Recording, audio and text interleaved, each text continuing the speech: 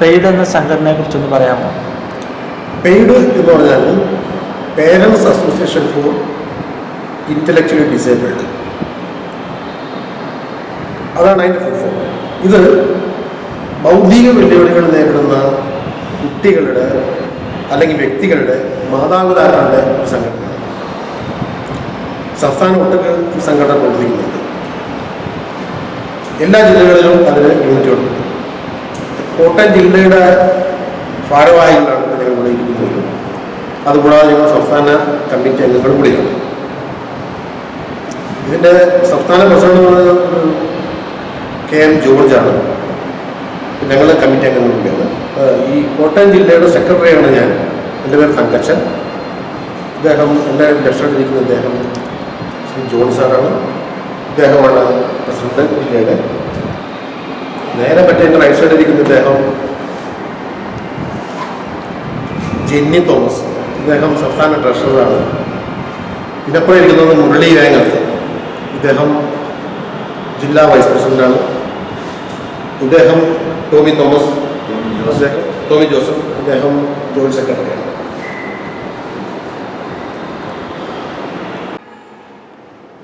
സംസ്ഥാന vice president അവരുടെ പേര് ബേബി തോമസ്. സ്ഥലം എവിടെയാണ്? കോട്ടയം കളത്തിപ്പടി. എൻ്റെ പേര് രഞ്ജി. ഞാൻ മണർകാട് താമസിക്കുന്നു. ജില്ലാ ട്രഷറർ. സാറിനോട് ചോദിക്കുന്നത്, ഈ പെയ്ഡ് എന്ന സംഘടന രജിസ്റ്റർ ചെയ്തിട്ട് എത്ര വർഷമായി? 2018 രജിസ്ട്രേഷൻ നടത്തിയത്. കോട്ടയം രജിസ്ട്രേഷൻ? കോട്ടയത്തിനല്ല, സംസ്ഥാന തലത്തിൽ മുളന്തുരുത്തി ബേസ് ചെയ്ത്. ആരാ സ്റ്റാർട്ട്? ഫൗണ്ടർ ആരായിരുന്നു? ഫൗണ്ടേഴ്സ് ആരാണ്? ഫൗണ്ടേഴ്സ് എന്ന് പറയുന്നത് ചെയർമാൻ ഫാദർ ജോയി. വടക്കലച്ഛനാണ് ഇതിൻ്റെ ഫൗണ്ടേഷൻ. അന്ന് KM ജോർജാണ് സംസ്ഥാന പ്രസിഡന്റായിട്ട്. ശരിക്കും പറഞ്ഞാൽ ആദ്യത്തെ ഒരു സംഘടന എന്ന് പറഞ്ഞാൽ എയ്ഡായിരുന്നു. എയ്ഡിൻ്റെ കീഴിലുള്ള സംഘടനയാണ് പെയ്ഡ്. അപ്പോൾ ഇതിൻ്റെ ചെയർമാൻ ഫാദർ റോയി വടക്കലച്ഛനാണ്. സെക്രട്ടറി സുശീല ടീച്ചറാണ്. നമ്മളെ സംബന്ധിച്ച് ഈ സംഘടന വന്നതിന് ശേഷമാണ് നമ്മുടെ ഈ കുഞ്ഞുങ്ങൾക്ക് കിട്ടേണ്ട ആനുകൂല്യങ്ങളും അവകാശങ്ങളുമൊക്കെ ഒരു 90% നമുക്ക് നേടിയെടുക്കാൻ സാധിച്ചു. ഉദാഹരണം അതിനെക്കുറിച്ച് പറയുകയാണെങ്കിൽ ഇവർക്ക് കിട്ടേണ്ട ഒരു സ്കോളർഷിപ്പ്, അത് ഒരു വർഷം കിട്ടേണ്ട 28,500 രൂപയാണ്. അത് വർഷങ്ങൾക്ക് മുമ്പ് എനിക്ക് തോന്നുന്നു നമ്മുടെ സംഘടന തുടങ്ങിയിട്ട് 2018 2010 ശേഷമൊക്കെ ഓരോ കുട്ടിക്കും ഓരോ വർഷം കിട്ടിക്കൊണ്ടിരിക്കുന്നത് 6,000, 7,000, 8,000 ഒക്കെ ആയിരുന്നു. പക്ഷേ നമ്മുടെ ഈ സംഘടന വന്നതിന് ശേഷം നമുക്കത് മുഴുവൻ തുകയായ 28,500 രൂപ സംഘടന ഇടപെട്ട് സർക്കാരിൽ നിന്ന് ഈ കുഞ്ഞുങ്ങൾക്ക് ഞങ്ങൾക്ക് 14 ജില്ലയിലും ഞങ്ങൾക്ക് മേടിച്ചു കൊടുക്കാൻ സാധിച്ചു. അതുപോലെ സ്കോളർഷിപ്പും മറ്റു ആനുകൂല്യങ്ങളും ആയിട്ട് വളരെയധികം വേഗത്തിൽ സർക്കാരിൽ നിന്ന് നമ്മൾ സംഘടന ഇടപെട്ട് നമുക്ക് മേടിക്കാൻ സാധിച്ചു. ഇതിൻ്റെ സംസ്ഥാന പ്രസിഡന്റ് KM ജോർജ് സാറാണ്. സെക്രട്ടറി അഡ്വക്കേറ്റ് ബോബി സെബാസ്റ്റ്യനാണ്. ട്രഷറർ ഞാൻ തന്നെയാണ്. സംസ്ഥാന ട്രഷറർ ജെന്നി തോമസ്. ഞങ്ങൾ ഇപ്പം കോട്ടയം ബേസ് ചെയ്താണ് ഇപ്പം ഞങ്ങൾ ഇവിടെ ഈ ജില്ലയിൽ പ്രവർത്തിക്കുന്നത്.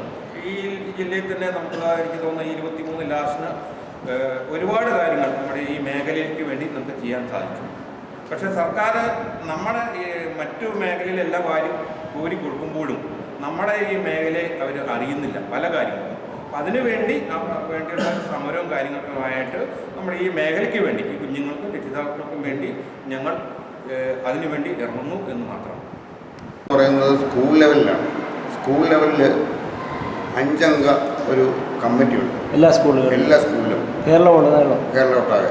അപ്പോൾ ഇവിടെ അങ്ങനെ ഉണ്ട്. പിന്നെ ജില്ലാ ലെവലിലുള്ള അതിൻ്റെ ഓഫീസ് ഈ സ്കൂളിലാണ് പ്രവർത്തിക്കുന്നത്. അങ്ങനെയൊരു സൗകര്യം കൂടെ നമുക്ക് ലഭിച്ചിട്ടുണ്ട്. പിന്നെ ഇതിനൊരു വനിതാ വിങ്ങുണ്ട്. വനിതാ വിങ്ങിൻ്റെ ജില്ലാ പ്രസിഡൻ്റാണ് സൂസൻ മേഡത്തിൻ്റെ വീട് എവിടെ? വീട് ആരമല എന്ന് പറയും. വനിതാ വിഭാഗത്തിന് എന്തൊക്കെ പ്രവർത്തനങ്ങളാണ് ഉള്ളത്?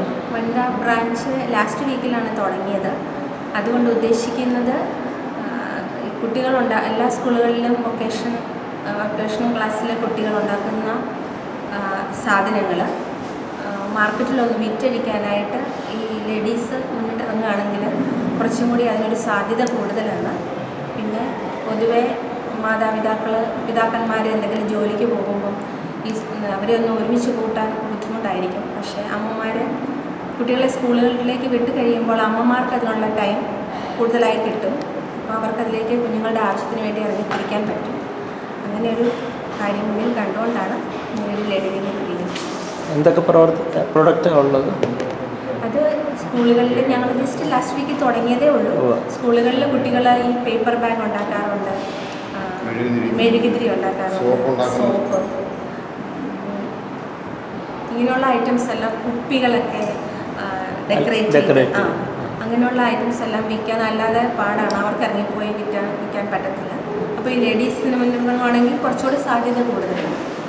തൽക്കാലം അങ്ങനെ ഒരു കാര്യത്തിൽ ഉദ്ദേശിച്ചാണ് തുടങ്ങിയിരിക്കുന്നത്. ഇത് ഓൾ കേരള ബേസിലുള്ള ലേഡീസ് കൂടിയാണ്. ജസ്റ്റ് തുടങ്ങിയതേ ഉള്ളൂ. ഇപ്പോൾ 2-3 ജില്ലയിൽ ഞങ്ങൾ അതിൻ്റെ സ്റ്റാർട്ട് ചെയ്തത്. ലാസ്റ്റ് വീക്കിൽ തുടങ്ങിയത്. എന്താ ഇത്ര താമസിച്ചു പോയത്? നേരത്തെ ഇപ്പോഴാണ് ഞങ്ങളുടെ സംസ്ഥാന പ്രസിഡന്റിന് അങ്ങനെ ഒരു ഐഡിയ തോന്നിയത്. ലേഡി വിങ് ഒന്ന് സ്റ്റാർട്ട് ചെയ്താൽ ബെറ്റർ ആയിരിക്കും. അമ്മമാർക്ക് ഇതിനെക്കുറിച്ചൊന്നും നേരത്തെ ഒരു അറിവില്ലായിരുന്നു. ശരിക്കും എനിക്ക് തോന്നുന്നു ഈ 5-6 വർഷം കടത്തി വിടുവാണെങ്കിൽ ചിന്തയിൽ നിന്നും കുറച്ച് മാറ്റപ്പെടുത്തി ഒരു നല്ല രീതിയിലേക്ക് സാധാരണ നോർമലിലേക്ക് അവർക്കും വരാൻ സാധിക്കും. അപ്പോൾ പ്രത്യേകമായിട്ട് നമുക്ക് കൂടുതൽ അധ്വാനത്തിൻ്റെ ഒന്നും വരുന്നില്ല. രക്ഷിതാക്കളൊക്കെ സംഘടനാ നേതൃത്വത്തിൻ്റെ ഒരു നിർദ്ദേശമൊക്കെ അനുസരിച്ച് അവർക്ക് മുന്നോട്ട് പോകണമെന്നാണ് ഞങ്ങൾ ആഗ്രഹിക്കുന്നത്. നമ്മുടെ സർക്കാരും ഔദ്യോഗിക തലങ്ങളൊന്നും തന്നെ ഒരു ഭിന്നശേഷി സൗഹൃദമല്ല. നമുക്കറിയാം, ഒരു RPWD ആക്ട് 2016 പാർലമെൻറ്റ് പാസ്സാക്കിയതാണ്. 2018 അതിൻ്റെ ഇംപ്ലിമെൻറ്റേഷൻ തുടങ്ങിയതാണ്. പക്ഷേ അതിൻ്റെ ഇംപ്ലിമെൻറ്റേഷൻ വളരെ സ്ലോയിലാണ് തോന്നിയിരിക്കുന്നത്. അപ്പോൾ ആക്ട് വളരെ വലിയ കാര്യങ്ങളൊക്കെയാണ് വിഭാവനം ചെയ്യുന്നത്. ഏറ്റവും പ്രധാനമായിട്ട് പറയുന്നത് ഇവരുടെ സാമൂഹ്യ സുരക്ഷ ഒരു പ്രധാനപ്പെട്ടൊരു കാര്യമാണ് ആക്ടിൻ്റെ പ്രധാനം. പക്ഷേ സാമൂഹ്യ സുരക്ഷയിൽ എന്ത് സാമൂഹ്യ സുരക്ഷയാണ് കിട്ടുന്നത് വെച്ചാൽ ഒരു സാമൂഹ്യ സുരക്ഷയില്ല. സാമൂഹ്യ സുരക്ഷ എന്ന് പറയുന്നത് സർക്കാർ ഏർപ്പെടുത്തുന്ന ഒരു സാമൂഹ്യക്ഷേമ പെൻഷനാണ്, 1600 രൂപ പെൻഷൻ. അതുപോലും ഇപ്പോൾ നമുക്കറിയാം 2 മാസമായിട്ട് അത് കിട്ടുന്നില്ല. ഇന്നലെ കോഴിക്കോട് ഒരാൾ ആത്മഹത്യ ചെയ്തു ഈ കാര്യത്തിൽ. ഇത് ഇനി കൂടുതൽ സംഭവിക്കാൻ പോകുന്ന കാര്യങ്ങളാണ്. 1600 രൂപയുടെ സാമൂഹ്യക്ഷേമ പെൻഷൻ കൊടുത്താൽ ഇവരുടെ സാമൂഹ്യ സുരക്ഷ ആകുമെന്ന് വെച്ചാൽ ആവില്ല. അതുപോലെ തന്നെ എന്നാൽ ഭിന്നശേഷി കമ്മീഷണർ വളരെ കൃത്യമായിട്ടുള്ള ഒരു ഗൈഡ് ലൈൻ കൂടി കൊടുത്തിട്ടുള്ളതാണ്. RPWD ആക്ട് പ്രകാരം 25% എപ്പോഴും ഭിന്നശേഷിക്കാർക്കായിരിക്കും നൽകേണ്ടതാണ്. ആ രീതി വരെ 2000 രൂപയും ആക്കേണ്ടതാണ്. പക്ഷേ നടപടികളൊന്നും ആവുന്നില്ല. അതുപോലെ തന്നെ ഏറ്റവും വലിയൊരു അനീതി എന്ന് പറയുന്നത് ഇതിനൊരു ഈ കിട്ടുന്ന സാമൂഹ്യ സുരക്ഷയ്ക്ക് പോലും ഈ പറഞ്ഞ 1600 പെൻഷൻ കിട്ടണമെങ്കിൽ ഒരു ഇൻകം സീലിംഗ് വെച്ചു. ഇൻകം സീലിംഗ് എന്ന് പറഞ്ഞാൽ 1 ലക്ഷം രൂപ ആനുവൽ ഇൻകം. 1 ലക്ഷം രൂപ ആനുവൽ ഇൻകം ഇന്നത്തെ കാലത്തുണ്ട്. ഒരു ഭിന്നശേഷിക്കാരനായിട്ടുള്ള ഒരു വ്യക്തി, പ്രത്യേകിച്ച് ഒരു ഭൗതിക വെല്ലുവിളി നേരിടുന്ന ഒരു വ്യക്തിനെ മെയിൻറ്റെയിൻ ചെയ്യാൻ ഒരു വർഷം 1 ലക്ഷത്തിൽ വെച്ചാൽ മരുന്നിന് വേണ്ടി മാത്രം, സാധാരണ ബേസിക് ട്രീറ്റ്മെൻറ്റുകൾക്ക് വേണ്ടി മാത്രം 1 ലക്ഷത്തിലധികം രൂപ ചിലവ് വരുമ്പോഴാണ് സർക്കാർ 1 ലക്ഷത്തിൻ്റെ കുടുംബ വരുമാനം, വ്യക്തി വരുമാനമല്ല കുടുംബ വരുമാനം. അതാണ് നമ്മുടെ ഒരു വലിയൊരു ചലഞ്ചാണ് നമ്മൾ ശ്രമിച്ചത്. അതുപോലെ തന്നെയാണ് ഇവർക്ക് വരുന്ന ഏതൊരു കാര്യത്തിന് വേണ്ടിയും ഇപ്പോൾ ഏറ്റവും പ്രാഥമികമായിട്ട് വേണ്ടിയിരുന്നത് ഭിന്നശേഷി സർട്ടിഫിക്കറ്റാണ്. അക്കാര്യത്തിൽ പോലും നമുക്ക് വലിയ സമരങ്ങൾ നടന്നിട്ടുണ്ട്. പ്രത്യേകിച്ച് അതിനകത്ത് പെയ്ഡാണ് കിട്ടുന്നത്. Parents association of intellectual disabled ഈ കാര്യത്തിൽ വളരെ ശക്തമായിട്ട് ഇടപെട്ടതുകൊണ്ടാണ്, അതും ലീഗൽ സർവീസ് അതോറിറ്റിയെ പോലുള്ള അതോറിറ്റിയെ കൂടെ ഉൾപ്പെടുത്തിച്ചുകൊണ്ടാണ് ഇവിടെ മെഡിക്കൽ സർട്ടിഫിക്കേഷൻ്റെ ക്യാമ്പയിനുകൾ എല്ലാ സ്കൂളുകളിലും നടത്താൻ സാധിച്ചത്. അതിനകത്ത് നമുക്ക് വളരെയേറെ ഇമ്പ്രൂവ്മെൻറ്റ് ഉണ്ടായിരുന്നില്ല. വലിയ പ്രഷറും കൊടുക്കുന്നുണ്ട്. അതുപോലെ തന്നെ വലിയൊരു പ്രശ്നമാണ് നമുക്ക് ഈ ആശ്വാസ കിരണം എന്ന് പറഞ്ഞൊരു പദ്ധതിയുണ്ട്. അത് ഈ കുട്ടികളെ നോക്കുന്ന അവരുടെ അമ്മമാർക്ക് വേണ്ടിയിട്ടുള്ളതാണ്. ഇപ്പം ഇവിടെ വനിതാവിൻ്റെ കാര്യം പറഞ്ഞതുപോലെ ഈ കുട്ടികളുടെ അമ്മമാർ ഏറ്റവും പ്രതിസന്ധി നേരിടുന്ന ഒരു വിഭാഗമാണ്, ഏറ്റവും പാർശ്വവൽക്കരിക്കപ്പെട്ട ഒരു വിഭാഗമാണ്. അവർക്ക് ഈ കുട്ടികളെ വിട്ട് ഒരിടത്തേക്കും പോകാനാവില്ല. അവരുടെ ജീവിതം ഈ കുട്ടികളുമായിട്ട് തളയ്ക്കപ്പെട്ടവരാണ്. അവർക്കൊരു ആശ്വാസം, മറ്റൊരു ജോലിക്ക് പോകാൻ പറ്റില്ല. അവർക്കൊരു ആശ്വാസം എന്ന നിലയിലാണ് ഈ ആശ്വാസ കിരണം എന്നുള്ള പദ്ധതി നടപ്പിലാക്കിയത്. അതിന് തുക കിട്ടാൻ വളരെ വിചിത്രമാണ്. 600 രൂപയാണ് മാസം.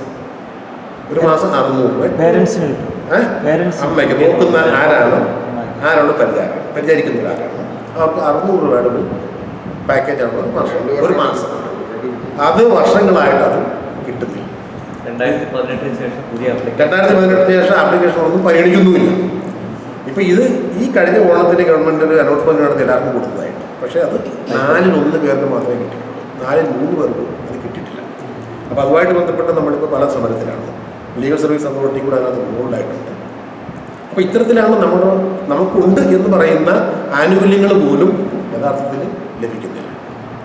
അതുപോലെ തന്നെയാണ് നമുക്കിപ്പോൾ ഒരു RPW ആക്ട് പ്രകാരം ആരോഗ്യ സുരക്ഷ വിഭാവനം ചെയ്യുന്നുണ്ട്, അത് ആക്ട് പറയുന്നത്. പക്ഷേ നമുക്ക് ഈ കുട്ടികൾക്ക് ഒരു ആരോഗ്യ സുരക്ഷയും ഇല്ല. ഇവരെ ഒരു ഇൻഷുറൻസ് പദ്ധതികൾ, ആരോഗ്യ ഇൻഷുറൻസ് പദ്ധതികളിൽ ഒന്നും ഇവർ ഉൾപ്പെടില്ല, എടുക്കില്ല.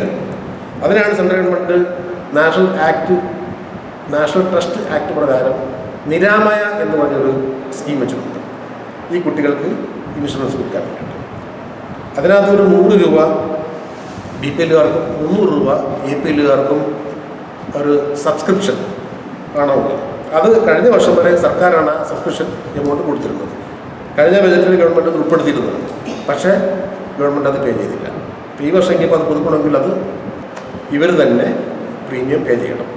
ഇനി പ്രീമിയം പേ ചെയ്താൽ എടുത്തു കഴിഞ്ഞാൽ ഉണ്ടാകുന്ന സുരക്ഷ എന്ന് പറഞ്ഞാൽ അത് അതിന് വിഹിതമാണ്. ഇവരുടെ ക്ലെയിമുകളൊന്നും പാസ്സാകാറില്ല. കാരണം ഇതിൻ്റെ പുറകെ നടക്കാൻ മാതാപിതാക്കൾക്ക് നേരില്ല. അവർ ക്ലെയിം കൊടുക്കും, പക്ഷേ കിട്ടില്ല. കിട്ടണമെന്നുണ്ടെങ്കിൽ ഓംബുഡ്സ്മാൻ്റെയൊക്കെ പുറകെ പോയി കംപ്ലയിൻറ്റ് ചെയ്തെങ്കിൽ മാത്രമേ ഒരു ക്ലെയിം കിട്ടുള്ളൂ. ഇനി ക്ലെയിം കിട്ടിയാലോ അത് അതിന് വിഹിതമാണ്. കാരണം ഇവർക്ക് കിട്ടുന്ന മാക്സിമം ഒരു സീലിംഗ് തന്നെ 15,000 രൂപ, 1 ലക്ഷം രൂപ കിട്ടുമെന്ന് പറയുന്നെങ്കിലും ഒരു സാധാരണ ഒരു എന്തെങ്കിലും ഒരു പ്രശ്നം ഉണ്ടായ ഒരാൾ ഹോസ്പിറ്റൽ ട്രീറ്റ്മെൻറ്റ് നടത്താൻ ഒരു വർഷം കിട്ടുന്നത് മാക്സിമം 15,000 രൂപയാണ്. പക്ഷെ അവരുടെ പബ്ലിസിറ്റിയിൽ പറയും 1 ലക്ഷം വരെയുള്ള കവറേജ് ഉണ്ടെന്ന് പറയും. അപ്പോൾ അതിനകത്ത് പറയും 50,000 രൂപ സർജറിക്ക് കിട്ടുമെന്ന് പറയും. പക്ഷേ ആ സർജറി ഈ അസുഖ സംബന്ധമായിട്ടുള്ള എന്തെങ്കിലും ട്രീറ്റ്മെൻറ്റ് ആ സർജറി നടത്തിയെങ്കിൽ മാത്രം. ഓട്ടിസ്റ്റിക് ആയിട്ടുള്ളൊരു കുട്ടിക്ക് അത് സർജറിയാണോ അസുഖ സംബന്ധമായിട്ട് ഒന്നുമില്ല. അങ്ങനെ എന്തെങ്കിലും സർജറി നടത്തിയെങ്കിൽ മാത്രമേ 50,000 രൂപ എന്നുള്ള ചെയ്യുള്ളൂ, അല്ലെങ്കിൽ 15,000 രൂപയുടെ സീലിംഗാണ്. അപ്പോൾ അതും വളരെ ദയനീയമാണ്. അപ്പോൾ ഈ കുട്ടികൾക്ക് വേണ്ടി ഉള്ള സ്കീമുകളെന്ന് പറയുന്നതിന് എല്ലാത്തിൻ്റെ അവസ്ഥ ഇതാണ്. ഇവർക്കൊന്നും ലഭിക്കില്ല, ഉണ്ടെന്ന് പറഞ്ഞാലും അതൊന്നും അവൈലബിൾ അല്ല. അതായത് നമ്മൾ പഞ്ചായത്ത് തലത്തിൽ നമ്മളിപ്പം ബേഡിൻ്റെ സംഘടനകൾ പോയി ഗ്രാമസഭയിലും വികസന സെമിനാറിലും ഒക്കെ ഞങ്ങൾക്ക് പങ്കെടുക്കാറുണ്ട്. പങ്കെടുത്തു കഴിഞ്ഞാൽ നമുക്ക് ഈ ഭിന്നശേഷിക്കാരുടെ കാര്യങ്ങളെല്ലാം പറയുമ്പോഴും അവർ നിയമപരമായ രീതിയിൽ പറയുമ്പോൾ ഒരു രീതിയിലുള്ള ഒരു ആനുകൂല്യങ്ങൾക്കും ഇവർ എൻഡൈറ്റിൽ അല്ല, ആ രീതിയിലാണ് വരുന്നത്. ഇപ്പം തങ്കച്ചി സാർ പറഞ്ഞ പോലെ തന്നെ ഈ കുഞ്ഞുങ്ങൾക്ക് നോക്കുന്നതിന് 600 രൂപ കൊടുക്കുന്നു എന്ന് പറഞ്ഞു. അവരെ നോക്കാനായിട്ട് അവിടെ എൻഗേജ് ആയതുകൊണ്ട് അവർക്ക് വേറൊരു കാര്യത്തിന് പോകാൻ പറ്റുന്നില്ല. അപ്പോൾ ഞാൻ പറഞ്ഞ അറ്റ്ലീസ്റ്റ് അവരെ തൊഴിൽ ഉറപ്പ് പദ്ധതികളിൽ ഉൾപ്പെടുത്തുക. അങ്ങനെ ഉൾപ്പെടുത്തി കഴിഞ്ഞാൽ ആ തുകയിൽ അവർക്ക് കിട്ടും. ഏതായാലും തൊഴിലുറപ്പെന്ന് പറഞ്ഞ് അവരെ കുറ്റപ്പെടുത്തുകയല്ല, അവർ ചെയ്യുന്ന പണികൾ ഏത് രീതിയിലാണെന്നുള്ളത് നമുക്കറിയാം. അപ്പം അറ്റ്ലീസ്റ്റ് ആ ഒരു രീതിയിലും പറഞ്ഞുകൊണ്ട് ഇവർക്കൊരു സഹായ പദ്ധതി എന്ന് പറഞ്ഞാൽ അതിന് അവർക്ക് സമ്മതമല്ല. ഒപ്പം തന്നെ ഇവർക്ക് ഞാൻ പുതുപ്പള്ളി പഞ്ചായത്തിനെ റെപ്രസെൻ്റ് ചെയ്തിട്ടാണ്. പുതുപ്പള്ളി പഞ്ചായത്തിൽ ഞങ്ങൾ ഭിന്നശേഷി സൗഹൃദപരമായ രീതിയിൽ ടോയ്ലറ്റ് ഇവർക്ക് നിർമ്മിച്ച് കൊടുക്കണമെന്ന് പറഞ്ഞു. സാധാരണ എല്ലാ ടോയ്ലറ്റും കൊടുക്കുന്ന പോലെ തന്നെ ഒരു ടോയ്ലറ്റാണ് ഇവർക്കും പറയുന്നത്. പക്ഷേ അതിന് 15,000 റുപ്പീസ് അവർ അനുവദിക്കുന്നുള്ളൂ. ഒരു 15,000 റുപ്പീസിന് എന്ത് മേടിക്കാൻ പറ്റും? അപ്പോൾ അവിടെ ആ 15,000 റുപ്പീസിന് ഭിന്നശേഷി സൗഹൃദപരമായ രീതിയിൽ ഒരു ടോയ്ലറ്റ് ഉണ്ടാക്കണമെങ്കിൽ അതിൻ്റേതായ രീതിയിൽ ടൈലിടണം, അതുപോലെ റാമ്പ് വെക്കണം, കൈപ്പിടി വെച്ച് ഇതെല്ലാം ചെയ്ത് കഴിഞ്ഞാൽ മാത്രമേ ഇവർക്ക് 15,000 റുപ്പീസ് കിട്ടത്തുള്ളൂ. ഇത് എവിടെ നിന്ന് കിട്ടും? ഇവർ സ്വന്തം കയ്യിൽ നിന്ന് ഒരു കുറഞ്ഞതൊരു 50 രൂപയിലും മുടക്കി കഴിഞ്ഞാൽ ഈ 15,000 റുപ്പീസ് അവർക്ക് കിട്ടും. അങ്ങനെ ധാരാളം നിയമങ്ങൾ ഇങ്ങനെയുള്ള കുഞ്ഞുങ്ങൾക്ക് കിട്ടാനായിട്ടുള്ള എല്ലാം വഴി അടച്ചുകൊണ്ടിരിക്കുകയാണ്.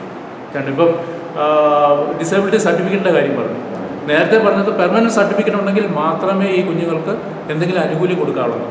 പക്ഷേ ഈ RPW ആക്ട് അനുസരിച്ച് പറയുന്നത് 5, 13, 18 ഇങ്ങനെ 3 ഘട്ടങ്ങളിലാണ് ഈ ഡിസേബിലിറ്റി സർട്ടിഫിക്കറ്റ് റിന്യൂ ചെയ്യുന്നത്. അപ്പോൾ 18 വയസ്സ് കഴിയാതെ ഒരു കുഞ്ഞുങ്ങൾക്കും പെർമനൻ്റ് ആയിട്ടുള്ള സർട്ടിഫിക്കറ്റ് കൊടുക്കാനായിട്ട് ഒരാക്റ്റും പറയുന്നില്ല. അപ്പം ചില കുഞ്ഞുങ്ങൾക്ക് പെർമയിലേ ഉള്ള ഡിസേബിലിറ്റി കണ്ടിട്ട് അവർ എഴുതി കാണുമായിരിക്കും പെർമനൻ്റ് ഡിസേബിലിറ്റി ആണെന്നുള്ളത്. പക്ഷേ ആ പെർമനൻ്റ് ഡിസേബിലിറ്റി വെച്ചുകൊണ്ട് ഈ ഉദ്യോഗസ്ഥന്മാർ പറയുന്നത് ഇങ്ങനെയുള്ള പെർമനൻ്റ് ഡിസേബിലിറ്റി ഉള്ള കുഞ്ഞുങ്ങൾക്ക് മാത്രമേ ഞങ്ങൾ ആനുകൂല്യങ്ങൾ കൊടുക്കത്തുള്ളൂ, വേറെ ആർക്കും ഞങ്ങൾ ആനുകൂല്യങ്ങൾ കൊടുക്കത്തില്ല. ആക്ച്വലി അവർ ആ നിയമങ്ങൾക്ക് അറിയത്തില്ല. ഈ ഓഫീസർമാർക്ക് ആർക്കും തന്നെ ഈ ഡിസേബിലിറ്റി ആയിട്ടുള്ള കുഞ്ഞുങ്ങൾക്കുള്ള ആ നിയമങ്ങൾ കാലഘട്ടമൊന്നും അറിയത്തില്ല. കാരണം അവർ ഈ RPW ആക്ട് അനുസരിച്ചുള്ള ഒരു നിയമങ്ങളും അവർ ഗോ ത്രൂ ചെയ്തിട്ടില്ല. അതാണ് അതിൻ്റെ ഏറ്റവും വലിയൊരു ഡിസഡ്വാൻറ്റേജ്. പിന്നെ ഈ കഴിഞ്ഞ വർഷം ഞങ്ങൾ പോയിട്ട് ഇങ്ങനെയല്ല എന്ന് പറഞ്ഞ് ഞങ്ങൾ മന്ത്രിതലത്തിൽ പോയി കണ്ട് പറഞ്ഞതിന് ശേഷമാണ് ആ ഉത്തരവ് അവർ പിൻവലിച്ചത്. അങ്ങനെ ധാരാളം അവഗണനകൾ ഞങ്ങൾക്ക് കിട്ടുന്നുണ്ട്. അപ്പം അതിനെതിരായിട്ട് അതിനെ പിടിച്ച് നിർത്തത്തക്ക രീതിയിൽ ഞങ്ങൾ സംഘടിച്ച് പോകത്തക്ക രീതിയിലാണ് ഞങ്ങൾ ഈ ചെയ്യുന്നത്. ഇത് സ്പെഷ്യൽ സ്കൂളിനെ ബേസ് ചെയ്താണ് ഞങ്ങളുടെ ഈ സംഘടന പോകുന്നത്. എയ്ഡ്, മെയ്ഡ്, പെയ്ഡ് ഇങ്ങനെ ഒരു 3 ജെൻസാർ പറഞ്ഞ പോലെ 3 ഘട്ടത്തിലായിട്ടുള്ള ഒരു സംഘടനയുടെ കീഴിലാണ് പോകുന്നത്. എയ്ഡ് എന്ന് പറയുന്ന അസോസിയേഷൻ ഓഫ് ഇൻഡിവിജ്വലി ഡിസേബിൾഡ് എന്ന് പറഞ്ഞാൽ അതിൻ്റെ ചെയർമാനാണ് ഞങ്ങളുടെ റോയ് അച്ഛൻ. ആ അച്ഛൻ്റെ കെയർ ഓഫിലാണ് ഞങ്ങളുടെ ഈ സംഘടനയെല്ലാം. അച്ഛൻ്റെ മെയ്ഡ് എന്ന് പറഞ്ഞാൽ മാനേജ്മെൻറ്റ് ഓഫ്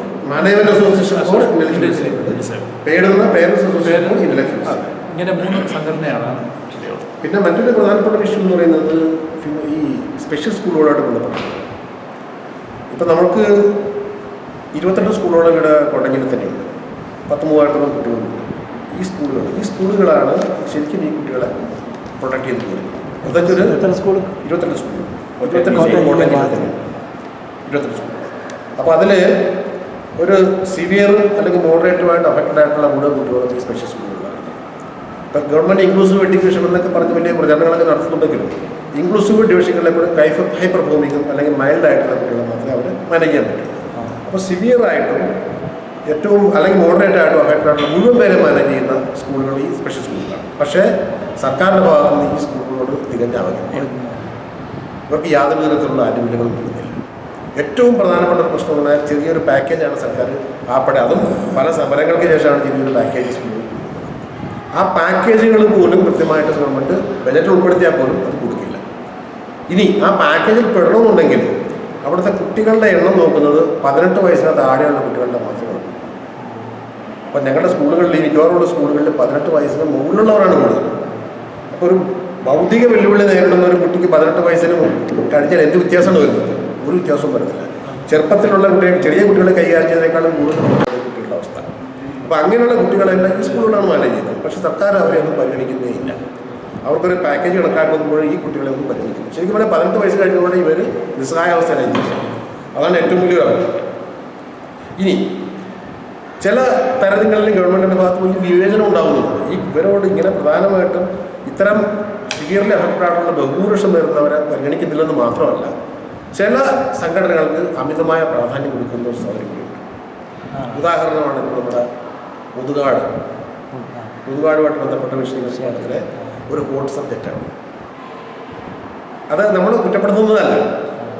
അത് എങ്ങനെയാണ് ആ മുതുകാടിൻ്റെ പ്രസ്ഥാനം ഇൻട്രൊഡ്യൂസ് ചെയ്തതെന്നും എങ്ങനെയാണ് അതിൻ്റെ PR വർക്ക് നടന്നത് എന്നുള്ളതാണ് അതിനകത്തെ പ്രശ്നം. അദ്ദേഹം കുറച്ച് കുട്ടികളെ എടുത്ത് അവരെ പ്രൊമോട്ട് ചെയ്യുന്നെങ്കിൽ നല്ല കാര്യം ചെയ്തോട്ടെ. പക്ഷേ ഈ ഭിന്നശേഷി മേഖല എന്ന് പറയുന്നത് വലിയ കോംപ്ലക്സ് ആയിട്ടുള്ള രീതിയാണ്. വളരെയേറെ സിവിയർ ആയിട്ടുള്ള പ്രശ്നങ്ങളുള്ള ഏരിയയാണ്. അപ്പോൾ അവിടെ നിന്ന് കുറച്ചുകൂടെ സ്ക്രീൻ ചെയ്ത് വളരെ കുറച്ച് ഒരു ചെറിയ ഗ്രൂപ്പിനെ എടുത്തിട്ട് ഇവരെ ഞാൻ മാനേജ് ചെയ്യുന്നു, ഇവർക്ക് വേണ്ടിയുള്ള എല്ലാം ചെയ്തു കൊടുക്കുന്നു, ഇങ്ങനെയാണ് എല്ലാ പ്രൈവറ്റ് അല്ലെങ്കിൽ ഭിന്നശേഷിക്കാരെ കൈകാര്യം ചെയ്യേണ്ടത്, അത് ഞാനാണ് അതിൻ്റെ സോൾ പ്രൊപ്പറേറ്റർ എന്ന മട്ടിലാണ് ഇൻട്രൊഡ്യൂസ് ചെയ്യുന്നത്. അതാണ് അതിനകത്തുള്ള മിസ്റ്റേക്ക്. അതുകൊണ്ട് സംഭവിച്ചെന്താണ്, ഏറ്റവും ഹൈ പെർഫോമിംഗ് ആയിട്ടുള്ള വളരെ കുറച്ച് പേരെ എടുത്തിട്ട് ഇതാണ് ഒരു സാമ്പിൾ, ഭിന്നശേഷിക്കാരുടെ സാമ്പിൾ ഇതാണ്, ഇവരെ ഞാൻ ഡെവലപ്പ് ചെയ്തിരിക്കുന്നു എന്ന തരത്തിലുള്ള പ്രചരണം. യഥാർത്ഥത്തിൽ അങ്ങനെയല്ല. ടാലൻറ്റഡ് ആയിട്ടുള്ള കുട്ടികൾ ഉണ്ടാവും, പക്ഷേ എക്സെപ്ഷൻസ് ആണ്. അല്ല, അത് മാത്രമല്ല ഇവിടുന്നാണ് അങ്ങോട്ട് പോയിരിക്കുന്നത്. അല്ല, അത് മാത്രമല്ല, അത് ആ ടാലൻറ്റഡ് ആയിട്ടുള്ള കുട്ടികളുടെ വർഷം ചോദിക്കും. അത് എക്സെപ്ഷൻസ് ആണ്. ബഹുഭൂരിപക്ഷം വരുന്നവർ ഒരു ടാലൻറ്റില്ലാത്തവരാണ്. അവരെ ഓരോ ദിവസം കഴിഞ്ഞുകൂടാനായിട്ട് വളരെ ബുദ്ധിമുട്ടുന്നവരാണ്. ഓരോ ദിവസം കഴിഞ്ഞുകൂടാൻ അവരും അവരുടെ മാതാപിതാക്കളും നിരന്തരം സ്ട്രഗിൾ ചെയ്തുകൊണ്ടിരിക്കുന്നവരാണ്. ബഹുഭൂരിപക്ഷന്മാരങ്ങനെ. അതിനകത്ത് കുറച്ച് എക്സെപ്ഷൻസിനെ എടുത്തിട്ട് അതിനെ മാത്രമേ ഹൈലൈറ്റ് ചെയ്തിട്ട് ഇതാണ് ഇതിൻ്റെ ശരിയായ പിക്ചർ എന്ന് പറയുമ്പോൾ വളരെ സമൂഹത്തിൽ വലിയ തെറ്റിദ്ധാരണയുണ്ടാകും. ഇത് വലിയ തെറ്റിദ്ധാരണ സമൂഹത്തിലുണ്ടായി. കുട്ടികളെ വളരെ ഈസി ആയിട്ട് ഇതുപോലെ ഏതെങ്കിലും മാജിക്കിലൂടെയൊക്കെ കുട്ടികളെ ഡെവലപ്പ് ചെയ്തെടുക്കാം എന്നുള്ള തെറ്റായ ഒരു അവബോധം സമൂഹത്തിൽ സൃഷ്ടിക്കും. എന്ന് മാത്രമല്ല, അതിന് പേരിൽ വലിയ തരത്തിലുള്ള ഫണ്ട് കളക്ഷനും ഒക്കെ വീണ്ടും ഉണ്ടായി. ഇത് നമ്മൾ അത് തുടക്കം തൊട്ട് നമ്മൾ അതിനെ എതിർക്കുന്നതിൻ്റെ കാരണമാണ്. അപ്പോൾ ബഹുഭൂരിപക്ഷം വരുന്നവരുടെ അവസ്ഥ അതല്ല. എന്നാൽ മറുവശത്ത് ഇത്രയും കുട്ടികളെ കൈകാര്യം ചെയ്യുന്ന സ്പെഷ്യൽ സ്കൂളുകളെ മുഴുവൻ അവഗണിക്കുകയും ചെയ്യും. അവർക്ക് കൊടുക്കേണ്ടുന്ന ബേസിക് ആയിട്ടുള്ള കാര്യങ്ങൾ കൂടി ചെയ്ത് കൊടുക്കാതെ വളരെ സെലക്റ്റീവായിട്ട് കുറച്ച് ഭാഗങ്ങളിലേക്ക് സർക്കാർ കൊണ്ടുവരാൻ പോകുന്നത് അങ്ങേയറ്റം അവഗണനീയമായിട്ടുള്ള കാര്യമാണ്. അതിന് ഞങ്ങൾ ശക്തമായിട്ട് എതിർക്കുക കൂടി ചെയ്യണം. നമ്മളൊരിക്കലും അദ്ദേഹത്തിൻ്റെ പ്രവർത്തനങ്ങളെ വിമർശിക്കുന്നില്ല, അദ്ദേഹം ചെയ്യുന്നുണ്ടെങ്കിൽ നല്ല കാര്യം. പക്ഷേ അതിൻ്റെ നറേഷൻ കറക്റ്റായി അവിടെയാണ് പ്രശ്നം. പല കാറ്റഗറിയിലുള്ള ആൾക്കാരുണ്ട്. പ്രത്യേകിച്ച് ഫിസിക്കലായിട്ടുള്ളത്. പക്ഷെ ഞങ്ങളുടെ കാറ്റഗറി എന്ന് പറഞ്ഞാൽ 4 കാറ്റഗറിയാണ്. അതായത് MR, autism, multiple disability, cerebral palsy. ഇങ്ങനെയുള്ള കുട്ടികൾക്ക് ഒന്നും മിണ്ടാൻ പോലും പറ്റില്ല. കാരണം അവരൊക്കെ എന്ന് പറഞ്ഞാൽ പെർമനൻ്റാണ്. മറ്റവരെന്ന് പറഞ്ഞാൽ പെർമനൻ്റ് അല്ല. അവർ കൈ പിടിച്ച് കഴിഞ്ഞാൽ പൈസ ഉണ്ടെങ്കിൽ കൈ വയ്ക്കാം, കണ്ണ് പോയാൽ ലെൻസ് വെച്ച് വെക്കാൻ പറ്റും. പക്ഷേ ഈ കുട്ടികൾക്ക് ആനുകൂല്യങ്ങൾ എന്താണ്, സ്കോളർഷിപ്പ് എന്താണ്, രൂപ എന്താണെന്ന് പോലും അറിയാത്ത കുട്ടികളോടാണ് ഈ മുതുകാടിനെ പോലുള്ള ആൾക്കാർ ചെയ്യുന്നത്. അപ്പം തീർച്ചയായിട്ടും അതൊക്കെ നമ്മൾ അവരെ അവഗണിക്കില്ലേ ചെയ്യുന്നത്. ശരിക്കും ഈ സമൂഹത്തിൽ അവർ ചെയ്തുകൊണ്ടിരിക്കുന്നത് അതൊന്നും മാറ്റുന്നേ പറഞ്ഞുള്ളൂ. അല്ല വേണ്ടാന്ന് ഞങ്ങൾ ഒരിക്കലും പറയില്ല. കാരണം പുള്ളി ചെയ്യുന്ന പാവം നല്ലതാണെങ്കിൽ നല്ലത് തന്നെ നമ്മൾ പറയും. പക്ഷേ നമ്മളെ കൂടെ അത് ഉൾപ്പെടുത്തണം, അവഗണിക്കരുത്. കാരണം ഇത് ശരിക്കും ഇപ്പോൾ ഒന്ന് വൈറലായി. ഞങ്ങളെപ്പോലെയുള്ള രക്ഷിതാക്കൾ എന്താ ചിന്തിക്കുക, ഞങ്ങളുടെ കുട്ടികൾ ഈ മിണ്ടാനും പറയാനും പ്രയാസങ്ങളുള്ള കുട്ടികളായതുകൊണ്ടല്ലേ, അല്ലെങ്കിൽ ഞങ്ങൾക്ക് ഇങ്ങനൊരു കുട്ടിയുണ്ടെങ്കിൽ ഞങ്ങൾക്ക് മുതലാളിൻ്റെ അടുത്ത് വിടാമെന്നൊരു ചിന്ത വന്നില്ലേ. അത് ഇവരായിട്ട് തന്നെ അത് ആക്കിയതല്ലേ സമൂഹത്തിൽ. അത് മറ്റുള്ളവരെ ഒരു മാനസികമായി പീഡിപ്പിക്കുന്നതന്നെ പറയാൻ പറ്റും, വിഷമിപ്പിക്കുന്ന കാര്യം ആണ് ഇപ്പം മുതുകാടൻ ചെയ്തുകൊണ്ടിരിക്കുന്നത്. അതിനോട് നമുക്ക് യോജിക്കാൻ പറ്റില്ല എന്നുള്ളൂ. നല്ല കാര്യങ്ങൾ ചിലപ്പോൾ ചെയ്യുന്നുണ്ടാവില്ല എന്ന് പറയില്ല. പക്ഷേ സർക്കാർ നമ്മുടെ കാര്യങ്ങളോട് ഇപ്പം സർക്കാർ തന്നെ ഈ മുതുകാടിന് വേണ്ടിയിട്ട് എത്ര കോടി കൊടുത്തു വർഷങ്ങളായിട്ട്. ആ സ്ഥാനത്ത് ഞങ്ങളുടെ ഈ 4 കാറ്റഗറിയിൽ മിണ്ടാപ്രാണികൾക്ക് ഇവർക്ക് എന്താണ് ചെയ്തിരിക്കുന്നത്? അതിനൊക്കെ കാര്യം എന്താ വെച്ചാൽ ഞങ്ങൾക്ക് സർക്കാരിൽ നിന്ന് എന്തെങ്കിലും തന്നു കഴിഞ്ഞാൽ ഇവർക്ക് തിരിച്ചൊന്നും കിട്ടുന്നില്ല സർക്കാരിന്. പക്ഷെ മുതുകാടിനെ പോലെയുള്ളവർക്ക് കൊടുത്തു കഴിഞ്ഞ് കഴിഞ്ഞാൽ പരസ്യമായിട്ടും അല്ല എന്താ പറയുക വൈറലൊക്കെ ആയിട്ട് 4 പേര് അറിയും. ഞങ്ങളുടെ ആരും ഒന്നും അറിയുന്നില്ല. അപ്പോൾ അത് ഞങ്ങളുടെ കാര്യം കൂടെ സർക്കാർ അത് പരിഗണിക്കണം എന്നേ എനിക്ക് പറയാനുള്ളൂ. തലത്തിൽ ബഡ് സ്കൂൾ എന്ന് പറയുന്ന ഒരു സംവിധാനം, അവിടെ 18 വയസ്സിൽ താഴെയുള്ള ഒരു കുട്ടിയുണ്ടെങ്കിൽ അതിന് അംഗീകാരം കൊടുക്കും. ഇപ്പോൾ ഈ സ്കൂളിൽ 18 വയസ്സിൽ താഴെയുള്ള 20 കുട്ടികളുണ്ടെങ്കിൽ D കാറ്റഗറിയിലെ അംഗീകാരം കൊടുക്കും. ഈ 18 വയസ്സിൽ താഴെയുള്ള കുട്ടികളുടെ എണ്ണം വെച്ചിട്ടാണ് ഈ സ്കൂളുകളെ ഗ്രേഡ് തിരിക്കുന്നതും അവർക്ക് അംഗീകാരം കൊടുക്കും. അതൊരു വിവേചനമായ കാര്യം. ഇത്തരം കുട്ടികൾ സ്കൂളിൽ പോകാത്ത കുട്ടികളുമില്ലേ? അതുകൊണ്ട് അത് എത്ര പെർസെൻറ്റേജ് വരും? അതിപ്പോൾ നമുക്ക് അറിയാൻ പറ്റില്ല. ഒരുപാട് പേരുണ്ട്. പഞ്ചായത്തിൽ അതിൻ്റെ കണക്കും കാര്യങ്ങളൊന്നുമില്ല. ശരിക്കും പറഞ്ഞാൽ ഞങ്ങൾ പെയ്ഡാണ് ഒരു പഞ്ചായത്തിൽ എത്ര ഭിന്നശേഷിക്കാരുണ്ട് എന്നുള്ള വിവരം ബന്ധപ്പെട്ടവർക്ക് കൊടുക്കും. യഥാർത്ഥത്തിൽ സാധാരണ സ്കൂളുകളിൽ ഒരു ഡിവിഷൻ ഇവർക്ക് വേണ്ടിയിട്ട് തുടങ്ങേണ്ടതല്ലേ? അല്ല, അങ്ങനെ ഒരു സാധാരണ സ്കൂളുകളിൽ LP സ്കൂളുകളിൽ അല്ലെങ്കിൽ നഴ്സറി സ്കൂളുകളിൽ ഇവർക്ക് വേണ്ടി ഒരു കൊച്ച ഉണ്ടെങ്കിൽ അവർക്ക് വേണ്ടിയിട്ട് ഒരു ഡിവിഷൻ. കാരണം എല്ലാവർക്കും ഇതുപോലെയുള്ള സ്കൂളുകൾ അഫോർഡബിൾ അല്ലല്ലോ. അല്ല, അവിടെ ഒരു കുഴപ്പമുണ്ട്. ഒരു കുട്ടി ഉണ്ടെങ്കിൽ ഒരു ടീച്ചർ അതിനെ നോക്കാനുണ്ടാവണം. ഉണ്ടാവണം. അത് സർക്കാർ വെക്കണം. അതിനുള്ള സംവിധാനങ്ങൾ സർക്കാർ അതിപ്പം കോട്ടയം BRCയിൽ നിന്ന് എൻ്റെ മോന് അനുഭവം ഞാൻ പറയാം. എൻ്റെ മോനെ ഇപ്പോൾ ഇതുപോലെ ഇങ്ങനെ ഗവൺമെൻറ് ഇങ്ങനെ ഒരു സ്കീം ഇട്ടെന്ന് അറിഞ്ഞു കഴിഞ്ഞപ്പോൾ ഞാൻ എൻ്റെ മോനെ കൊണ്ട് സ്കൂളിൽ ചേർത്തത്. അപ്പോൾ ആ സ്കൂളിൽ ചേർത്തപ്പോൾ അവിടെ BRCയിൽ നിന്ന് ആഴ്ചയിൽ ഒരിക്കൽ ഒരു ടീച്ചർ വരും. ഒരു ടീച്ചർ വന്നിട്ട് ഈ ഒന്നാമത്തെ കാര്യം ഗവൺമെൻറ് സ്കൂളെന്ന് പറഞ്ഞു കഴിഞ്ഞാൽ ഹൈടെക് ഒന്നുമല്ല, ഒരു ചെറിയൊരു ഹോളെ കാണത്തും. ആ ഹോളിൻ്റെ ഒരു മൂലയ്ക്ക് ഒരു കസേരയിട്ട് ആ കൊച്ചിനെ ഇരുത്തും. അതിൻ്റെ ഇങ്ങനെ ഒരു ടീച്ചർ ഇട്ട് ആഴ്ചയിൽ ഒരിക്കൽ ഈ കുട്ടികളെ എന്തെങ്കിലും ചെയ്യിച്ചു കഴിഞ്ഞാൽ എന്ത് പഠിക്കും? നോർമൽ കുട്ടികളെ റെഗുലറായിട്ട് പഠിപ്പിച്ചിട്ട് അവർക്ക് they are not coming up to the mark. ആ സ്ഥിതിക്ക് ഈ ഇങ്ങനെയുള്ള ഡിസേബിൾ ആയിട്ടുള്ള കുഞ്ഞുങ്ങളെ കൊണ്ടുവന്ന് ഒരു മൂലയ്ക്ക് ഇരുത്തി ഒരു കസേരയും കൊണ്ട് ഇരുത്തി വെച്ച് അത് റെഗുലറായിട്ട് തന്നെ വരികയല്ല. പിന്നെ പോയിട്ട് ഇവർ ചെയ്യുന്ന വേറൊരു കാര്യങ്ങൾ എന്ന് പറഞ്ഞാൽ അതൊരു പ്ലസ് പോയിന്റ് ആയിട്ട് പറയാവുന്നത്, ഈ കുഞ്ഞുങ്ങൾക്ക് തെറാപ്പി മറ്റു കാര്യങ്ങൾ BRC കൊടുക്കുന്നുണ്ട്. അപ്പോൾ ആ BRC കൊടുക്കുന്നത് എങ്ങനെയാണെന്ന് ചോദിച്ചു കഴിഞ്ഞാൽ നമുക്ക് ഓരോ ടൈമിംഗ് പറയും. അപ്പം നമ്മൾ പോകണം. നമ്മൾ കുഞ്ഞുമായിട്ട് പോയി നമ്മളവിടെ ഇരുന്ന് 1 മണിക്കൂറോ അല്ല 1/2 മണിക്കൂറോ നമ്മൾ അവിടെ ഇരുന്ന് കഴിഞ്ഞിട്ട് ഈ കുട്ടിയെ അവർ തെറാപ്പി ചെയ്യും. സ്പീച്ച് തെറാപ്പിയോ എന്താണെങ്കിലും ചെയ്ത് കഴിഞ്ഞ ശേഷം നമ്മൾ അതുവരെ നമ്മൾ അവിടെ ഇരിക്കണം. ഇപ്പോൾ കോട്ടയം BRCയിൽ ഒരു എല്ലാ ദിവസവും സാറ് ചെന്ന് നോക്കുക. അവിടെ നടവാതിക്കൽ കുറേ അമ്മമാരിരിപ്പുണ്ട്. ചില അമ്മമാർ അവിടെ ഇരുന്ന് നൈറ്റ് തയ്ക്കുക. കാരണം അവർക്ക് വീട്ടിലിരുന്നൊന്നും ചെയ്യാൻ പറ്റുന്നില്ല. ഈ കുഞ്ഞുങ്ങളെ കൊണ്ട് ടോട്ടലി എൻഗേജ് ആയിട്ട് അവർ വന്നിരിക്കുകയാണ്. അവർക്ക് വേറൊരു കാര്യങ്ങൾക്ക് ചെയ്യാനായിട്ടോ പോകാനായിട്ടോ ഒന്നും സാധിക്കുന്നില്ല. അപ്പോൾ അവർ വരുന്നു, കുഞ്ഞിനെ അവിടെ വിടുന്നു, 1 മണിക്കൂർ അല്ലെങ്കിൽ 1.5 മണിക്കൂർ അവിടെ ഇരുത്തി അവരെന്തോ ഇതൊക്കെ പറഞ്ഞു കൊടുക്കുന്നു. അതിൻ്റെ എന്തെങ്കിലും ഒരു പ്രയോജനങ്ങൾ അവർക്ക് കിട്ടുന്നു, അവർ പോരുന്നു. ആ ഒരു പ്ലസ് പോയിൻ്റ് അല്ലാതെ ഈ BRC കൊണ്ടോ അല്ലെങ്കിൽ ബഡ് സ്കൂൾ കൊണ്ടോ ഇങ്ങനെയുള്ള കുഞ്ഞുങ്ങൾക്ക് യാതൊരുവിധ പ്രയോജനം കിട്ടുന്നില്ല. അപ്പോൾ പറയും അതൊരു പ്രയോജനമല്ല എന്ന്. പക്ഷേ നോർമൽ കുട്ടികൾ രാവിലെ മുതൽ 10 മണി മുതൽ 4 മണി വരെ പഠിക്കുമ്പോൾ ഇങ്ങനെയുള്ള കുട്ടികൾക്ക് കിട്ടുന്ന ആ പാട് 1 മണിക്കൂറാണ്. അതുകൊണ്ട് എന്താകും? ഈ കുഞ്ഞുങ്ങൾ സ്പെഷ്യൽ ചിൽഡ്രൻ ആണെന്ന് പറഞ്ഞുകൊണ്ട് ഈ 1 മണിക്കൂർ പഠിപ്പിച്ചുകൊണ്ടിരുന്ന അവരൊരു സ്പെഷ്യൽ ആവുകയില്ല. അവർക്ക് അതിൻ്റെതായ രീതിയിൽ ട്രെയിനിങ് കൊടുത്തു കഴിഞ്ഞാൽ അവർ വരും. ഇപ്പം ഞാൻ പറഞ്ഞല്ലോ, ഇപ്പം സാറ് പറഞ്ഞ പോലെ മുതുകാട് സാറ് ആ സ്കൂളിൽ സെലക്ട് ചെയ്യുന്നതിന് ഒത്തിരി മാനദണ്ഡങ്ങൾ വെച്ചിട്ടുണ്ട്. അപ്പോൾ ആ കുട്ടികൾക്ക് ഡ്രോയിങ് അല്ലെങ്കിൽ ഡാൻസ് ഈ കാര്യങ്ങളൊക്കെ പഠിപ്പിച്ച് വിട്ടിരിക്കുന്ന ഈ സ്പെഷ്യൽ സ്കൂളിൽ നിന്നാണ്. സ്പെഷ്യൽ സ്കൂളിൽ നിന്ന് ആ മാതാപിതാക്കളും സ്വന്തം പേരൻസും അധ്വാനിച്ച് 10-11 വർഷം അല്ലെങ്കിൽ 13 വർഷം ആ കുഞ്ഞുങ്ങളെ ഒരു തരത്തിൽ മോൾഡ് ചെയ്ത് എടുത്തു കഴിഞ്ഞ് കഴിഞ്ഞാൽ മുതുകാട് സാർ അതെടുക്കും. പറയാൻ പറ്റില്ല. ഞാൻ കൊണ്ടുപോയതാ, അത് ഇന്ന് ഒഴിവായിപ്പോയി. അപ്പോൾ ഈ ഗവൺമെൻറ് സ്കൂളിലോ അല്ലെങ്കിൽ എയ്ഡഡ് സ്കൂളിലോ ഇങ്ങനെയുള്ളൊരു കുട്ടികളെ വിട്ടാൽ ക്ലാസ്സിൽ ഏറ്റവും പുറകിൽ ഒരു ബെഞ്ചായിരിക്കും. മറ്റുള്ള കുട്ടികൾ ഇവരെ കാണുന്ന ഒരു പ്രത്യേക രീതിയിലായിരിക്കും. കളിക്കാൻ വിളിച്ചാൽ പോലും ഈ കുട്ടി പോകണമെന്നില്ല, നമ്മുടെ കുട്ടികൾ പോകണമെന്നില്ല. അപ്പോൾ പിന്നെ തോണ്ടലായി പിടുത്തമായി ഇവരൊന്ന് വയലൻ്റ് ആയാൽ അതൊരു വിഷയമായി. ഇപ്പം ഞാനൊരു സ്കൂളിലെ PTA പ്രസിഡൻ്റായിരുന്ന സമയത്ത് സ്പെഷ്യൽ സ്കൂളിൽ കൊണ്ടുപോയ കുട്ടികളെ തിരിച്ച് ഞങ്ങൾ സ്കൂളിൽ വിട്ട കുട്ടികളെ തിരിച്ച് സ്പെഷ്യൽ സ്കൂളിലേക്ക് കൊണ്ടുപോയി. അത് ഒരു വർഷം പോലും, ഒരു അധ്യയന വർഷം പോലും അവിടെ തുടരാൻ പറ്റിയില്ല.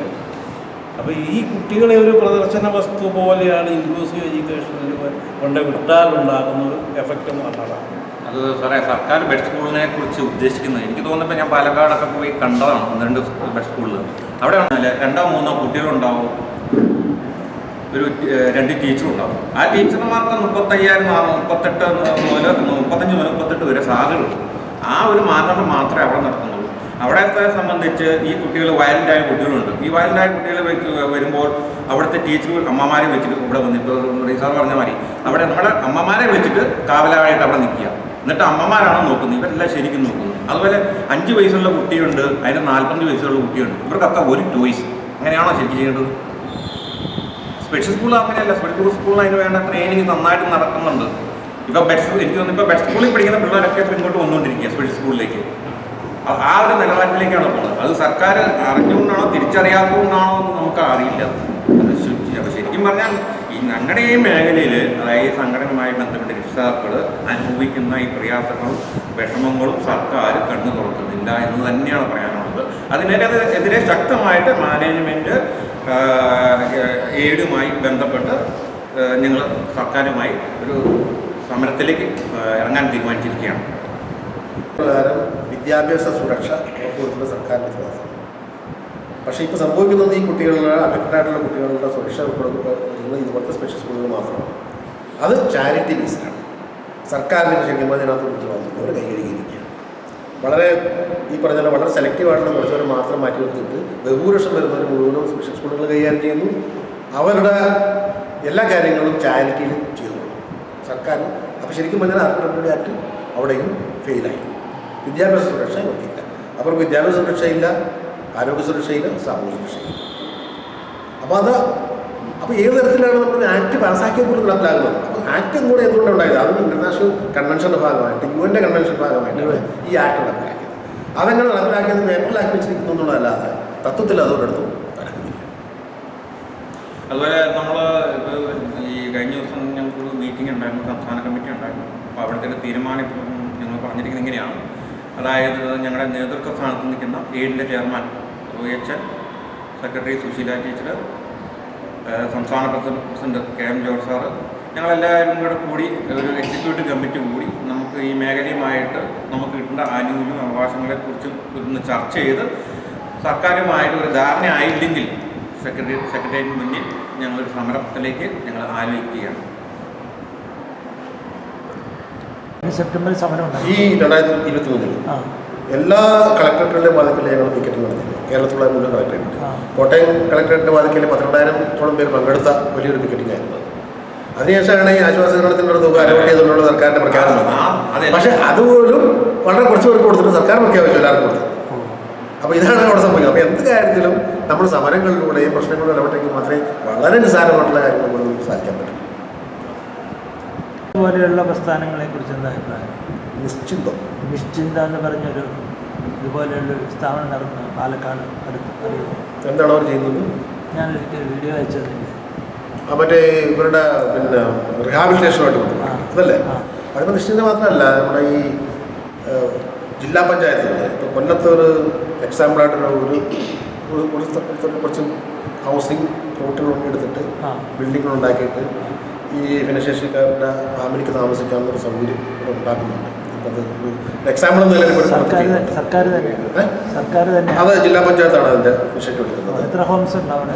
എത്ര വീടുകളാണ് അവിടെ? എനിക്ക് തോന്നുന്നത് 100-100 വീടുകളുള്ള പ്ലാനിംഗ് ആണ് അന്ന് അവിടെ ജില്ലാ പഞ്ചായത്ത് പ്രസിഡന്റ് പറഞ്ഞത്, നടന്നുകൊണ്ടിരിക്കുകയെന്നാണ് പറഞ്ഞത്.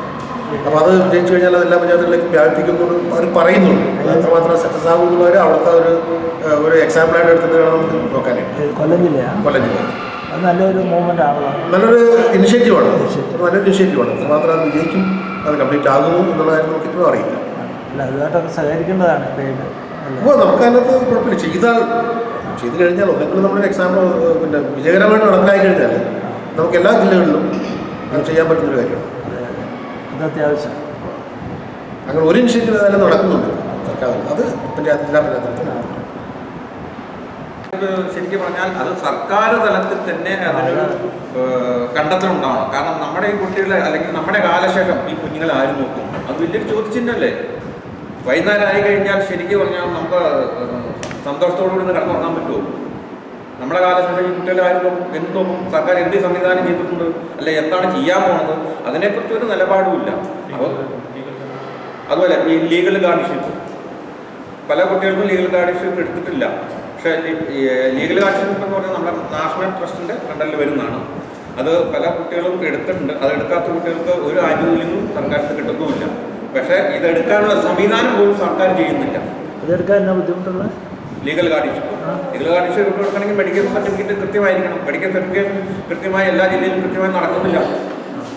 ഈ മെഡിക്കൽ സർട്ടിഫിക്കറ്റ് കൃത്യമായി നടന്നാൽ മാത്രമേ UDID കാർഡ് നമുക്ക് സബ്മിറ്റ് ചെയ്യാൻ പറ്റുള്ളൂ.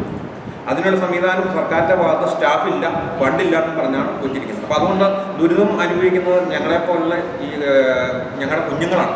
കാരണം ഞങ്ങൾക്ക് കിട്ടേണ്ട ഈ കുഞ്ഞുങ്ങളുടെ ആനുകൂല്യങ്ങൾ കിട്ടണമെങ്കിൽ ഈ മെഡിക്കൽ സർട്ടിഫിക്കറ്റ് കറക്റ്റ് ആയിരിക്കണം. ഓഫീസ് എവിടെയാണ്? ഓഫീസ് എവിടെയാണ്? കളക്ടറേറ്റ്.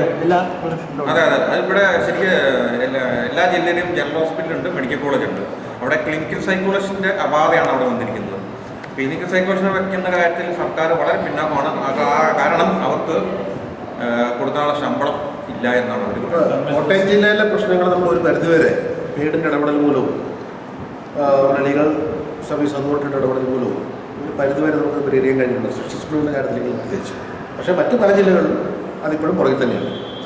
കാരണം ഏറ്റവും പ്രധാനപ്പെട്ട അക്കാഡമിക് ആക്ട് പ്രകാരം IQ ടെസ്റ്റ് എന്ന് നടത്തണമെങ്കിൽ അത് ക്ലിനിക്കൽ സൈക്കോളജിസ്റ്റ് തന്നെ വേണം എന്നുള്ളതാണ്. പണ്ടത്തെ സിസ്റ്റം മാറിയത്. ക്ലിനിക്കൽ സൈക്കോളജിസ്റ്റുകളുടെ ഷോർട്ടേജിൽ അടുത്തുണ്ട്. ഗവൺമെൻറ് കൃത്യമായിട്ട് എല്ലാവരും അപ്പോയിൻറ്റ് ചെയ്തിട്ടില്ല. ഇപ്പോൾ ബാലാവകാശ കമ്മീഷൻ്റെ ഒരു ഓർഡർ തന്നെ ഉണ്ടായിരുന്ന എല്ലാ താലൂക്ക് ഹോസ്പിറ്റലുകളിലും ക്ലിനിക്കൽ സൈക്കോളജിസ്റ്റ് വേണമെന്നുള്ള കാര്യം. പക്ഷേ അത് നടപ്പിലായിട്ടില്ല. കോട്ടയം ജില്ലയിൽ ജില്ലാ ഹോസ്പിറ്റലിൽ ഒരു ക്ലിനിക്കൽ സൈക്കോളജിസ്റ്റ് ഉണ്ടായിരുന്നതുപോലെ കഴിഞ്ഞ വർഷം അവിടുത്തെ തിരുവനന്തപുരത്തേക്ക് ട്രാൻസ്ഫർ ചെയ്തു. അപ്പോഴാണ് ഇവിടെ ഏറ്റവും കൂടുതൽ ഇഷ്യൂസ് ഉണ്ടായത് കോട്ടയത്ത്. പക്ഷേ കോട്ടയത്ത് ഏറ്റവും കൂടുതൽ ഇഷ്യൂ ഉണ്ടായപ്പോൾ നമ്മൾ ഏറ്റവും കൂടുതൽ ഇടപെടുകയും ചെയ്തു. അപ്പോൾ അതുകൊണ്ട് കോട്ടയത്തെ പ്രശ്നങ്ങൾ ഒരു പരിധിവരെ നമുക്ക് പരിഹരിക്കാനായിട്ട് സാധിക്കും. എല്ലാ ജില്ലകളിലും അത് നടന്നിട്ടില്ല. നമ്മുടെ ജില്ലകളിൽ കോട്ടയം ജില്ലയിലായാലും നമ്മുടെ ഒരു ഇനിഷ്യേറ്റീവ് ഉണ്ട്. ഇവിടെ ക്ലിനിക്കൽ സൈക്കോളജിസ്റ്റിനെ വീണ്ടും അവിടെ അപ്പോയിന്റ് ചെയ്തു. ജില്ലയിലൊന്നും താലൂക്കിൽ വന്നിട്ടില്ല. എങ്കിൽ പോലും ഒരു ക്യാമ്പയിൻ എന്ന നിലയിൽ ഈ സ്കൂളുകൾ, സ്പെഷ്യൽ സ്കൂളുകൾ കേന്ദ്രീകരിച്ച് നടത്തിയതുകൊണ്ട് ഒരു ക്യാമ്പ് നടത്തി ഇവിടുത്തെ കുട്ടികളുടെ കാര്യങ്ങളിൽ ഒരു പരിഹാരം ഉണ്ടാക്കി. അത് ശക്തമായിട്ട് സംഘടന ഇടപെട്ടിട്ടാണ്. കളക്ടറേറ്റ്, DMO, ക്ലിനിക്കൽ സർവീസുമായി ബന്ധപ്പെട്ട് ശക്തമായി ഞങ്ങൾ ഓഫീസുകളെല്ലാം കയറി ഇറങ്ങി നിരന്തരം കയറി ഇറങ്ങിയതിൻ്റെ ഭാഗമായിട്ടാണ് ഞങ്ങൾക്ക് ഈ മെഡിക്കൽ സർട്ടിഫിക്കേഷൻ നടത്താൻ സാധിച്ചത്.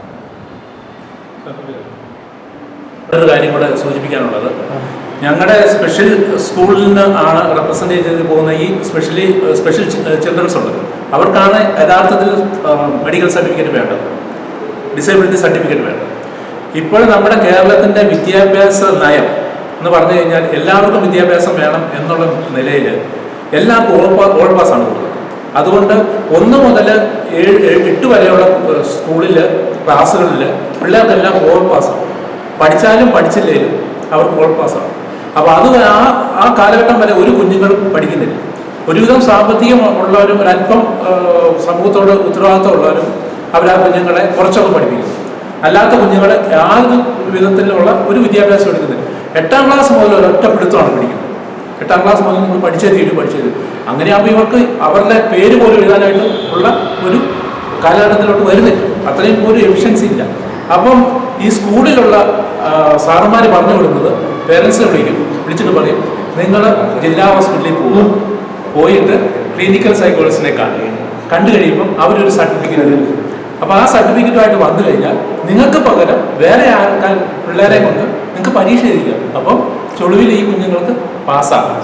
അങ്ങനെയാണ് ഈ സമൂഹത്തിലേക്ക് വരുന്ന ഓരോരോ കുഞ്ഞുങ്ങളും. ഇപ്പോൾ തന്നെ കണ്ടില്ലേ, 10ാം ക്ലാസ് അല്ലെങ്കിൽ +2 പഠിച്ച കുട്ടിക്ക് പോലും യഥാർത്ഥത്തിൽ ഒരു പേരെഴുതാൻ പോലും ആ കുഞ്ഞുങ്ങൾക്ക് അറിയത്തില്ല. ആ രീതിയിലേക്ക് വന്നു കഴിഞ്ഞു. അപ്പോൾ ആ രീതിയിലാണ് നമ്മുടെ വിദ്യാഭ്യാസ നയം പോകുന്നത്. അപ്പോൾ ആ വിദ്യാഭ്യാസ നയത്തിന് അങ്ങനെ പോയി കഴിഞ്ഞു കഴിഞ്ഞാൽ നമ്മുടെ സമൂഹം അധപ്പതിച്ചുകൊണ്ട് തന്നെ ഇരിക്കുകയായിരിക്കും. അപ്പോൾ അത് മാറണമെങ്കിൽ ഈ ഒരു രീതിയിലുള്ള സർട്ടിഫിക്കേഷൻസ് നിർത്തണം. അതായത് ബോർഡർ ലൈനിന് ഒരു സർട്ടിഫിക്കറ്റ് കൊടുക്കണം. ആ സർട്ടിഫിക്കറ്റ് കൊടുത്തു കഴിഞ്ഞാൽ ഇവർ പക്കാലമായിട്ട് നടക്കുന്നവരായിരിക്കും. ഇപ്പം ഹോസ്പിറ്റലിൽ ചെന്ന ആർക്കും പൈസ കിട്ടിയില്ലെങ്കിൽ അവർ ചെയ്യുന്ന വേല എന്താണെന്ന് ചോദിച്ചു കഴിഞ്ഞാൽ ഒരു രാഷ്ട്രീയമായിട്ടുള്ള ഒരു നേതാവിനെ പിടിക്കും. ആ നേതാവ് വിളിച്ച് നേരെ പറയും, ഇനി ആർക്കും ഒരു സർട്ടിഫിക്കറ്റ് കൊടുത്തേക്കാം. അവിടെ ഇരിക്കുന്ന ജില്ലാ ഹോസ്പിറ്റലിൽ ഇരിക്കുന്ന ഡോക്ടർമാർക്കോ അവർക്കോ അവരെ കമ്പൽസറി ആയിട്ട് കൊടുത്തേ പറ്റൂ. കാരണം അവർക്ക് പറയാൻ പറ്റില്ല, ഇന്ന ആള് ഇന്ന MLA അല്ലെ ഇന്ന മന്ത്രി അവർ വിളിച്ചു പറഞ്ഞു, അതുകൊണ്ട് എങ്ങനെയും അഡ്ജസ്റ്റ് ചെയ്ത് കൊടുക്കുക എന്ന് പറയും. അപ്പം ക്ലിനിക്കൽ സൈക്കോളജിസ്റ്റ് കമ്പലാവുകയാണ് അത് എഴുതി കൊടുക്കാനായിട്ട്. പിന്നീട് എന്തെങ്കിലും ഈ കുട്ടിയെ കൊണ്ട് എന്തെങ്കിലും സമൂഹത്തിൽ എന്തെങ്കിലും പ്രശ്നം വന്നു കഴിഞ്ഞാൽ ഒരു കൊലപാതകം, ഇപ്പം തന്നെ ഇഷ്ടംപോലെ കൊലപാതകങ്ങളൊക്കെ നടക്കുന്നുണ്ട്. നടന്നു കഴിയുമ്പോൾ പറ്റുന്ന മാനസിക വിഭ്രാന്തിയുള്ളൊരു കുട്ടിയാണ് ആ കുട്ടി എന്ന് പറഞ്ഞൊരൊറ്റ എക്സ്ക്യൂസിൽ ആ കുട്ടികളെ അവിടെ നിന്ന് ആ കേസിൽ നിന്ന് മാറ്റാൻ പറ്റും. പിന്നെ കോടതിയിൽ കേസ് വന്നു കഴിയുമ്പോൾ അതിൻ്റെ ഉത്തരവാദി ആരായിരിക്കും അറിയോ? Clinical psychologist. കാരണം സർട്ടിഫിക്കറ്റ് കൊടുത്തിരിക്കുന്ന ക്ലിനിക്കൽ സൈക്കോളജിസ്റ്റാണ്. ഈ ക്ലിനിക്കൽ സൈക്കോളജിസ്റ്റ് ഈ കുട്ടിയുടെ കൂടെ പോയിട്ട് അവിടെ ചെന്ന് കഴിയുമ്പോൾ ജഡ്ജി ചോദിക്കും, നിങ്ങൾ ഏത് മാനദണ്ഡത്തിലാണ് കൊടുത്തത്? അവർക്ക് പറയാൻ പറ്റുമോ ഇന്ന മന്ത്രി വിളിച്ചു പറഞ്ഞുകൊണ്ടാണ് അല്ലെങ്കിൽ ഇന്ന MLA വിളിച്ചു പറഞ്ഞുകൊണ്ടാണ് എനിക്ക് സർട്ടിഫിക്കറ്റ് കൊടുത്തെന്ന് പറയാൻ പറ്റിയത്? അപ്പോൾ അങ്ങനെ ഒരു ക്ലാഷാണ് എസ്പെഷ്യലി കോട്ടയത്ത് നടന്നപ്പോഴാണ് ക്ലിനിക്കൽ സൈക്കോളജിസ്റ്റുമായിട്ടുള്ളൊരു ക്ലാഷ് അവിടെ ഉണ്ടാകാൻ തന്നെയാണ്.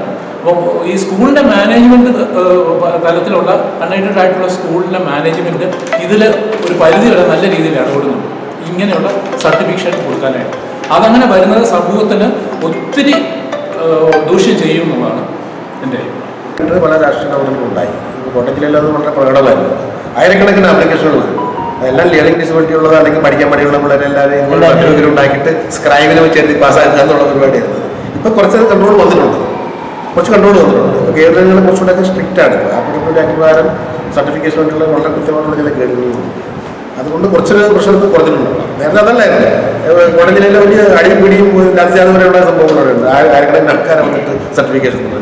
അപ്പോൾ അത് ക്ലിനിക്കൽ സൈക്കോളജി ചെയ്യാതെ വരുമ്പോൾ അവരവിടെ ആക്കുന്നത് നിങ്ങൾക്ക് അടുത്താക്കൊണ്ടെന്ന് വയ്ക്കും. ഇത്തരത്തിലാണ് നടത്തുന്നത്. ഇപ്പം കുറച്ചൊരു മാറ്റത്തിൽ വന്നു തുടങ്ങി. പിന്നെ അത് മൂല്യങ്ങൾ കുറയാൻ ഇതൊരു കാരണം കൂടിയാണ്. കാരണം ഇവർ ഈ മെഡിക്കൽ സർട്ടിഫിക്കറ്റ് വെച്ചിട്ട് ഇവരും സർക്കാരിൽ നിന്ന് ആനുകൂല്യം മേടിക്കുന്നുണ്ട്. അപ്പം ഞങ്ങൾക്ക് കിട്ടിക്കൊണ്ടിരിക്കുന്നതിൽ കുറഞ്ഞു പോവുകയാണ്. പിന്നെ തന്നെയല്ല, ഇവരൊക്കെ ചെയ്യുന്നത് ഈ സർട്ടിഫിക്കറ്റ് വെച്ചിട്ട് എന്ത് കൊള്ളരുതായ്മയും കാണിക്കാനുള്ള ലൈസൻസ് ആണത്. ശരിക്കും അത് രാജ്യത്തെ രജിതർ മുമ്പ് പറഞ്ഞാൽ മാറി എന്തെങ്കിലും പ്രശ്നങ്ങളൊക്കെ ആയി വരുമ്പോൾ ധാരാണെങ്കിൽ സൈൻ ചെയ്ത് കൊടുത്തെന്ന് വരുമ്പോഴാണ് ഇതിൻ്റെ ബുദ്ധിമുട്ടും കാര്യങ്ങൾ വരാൻ പോകണം. അതൊരു പരിധി വരെ ഞങ്ങൾക്ക് സംഘടന ഇടപെട്ട് കോട്ടയം ജില്ല കുറച്ചുകൂടെ ബെറ്ററായിട്ട് പോകാൻ പോകുന്നുണ്ട്. മുതൽ ഞങ്ങളിതിൻ്റെ ഈ സർട്ടിഫിക്കേഷൻ പുറകിൽ നിൽക്കുന്നതാണ്.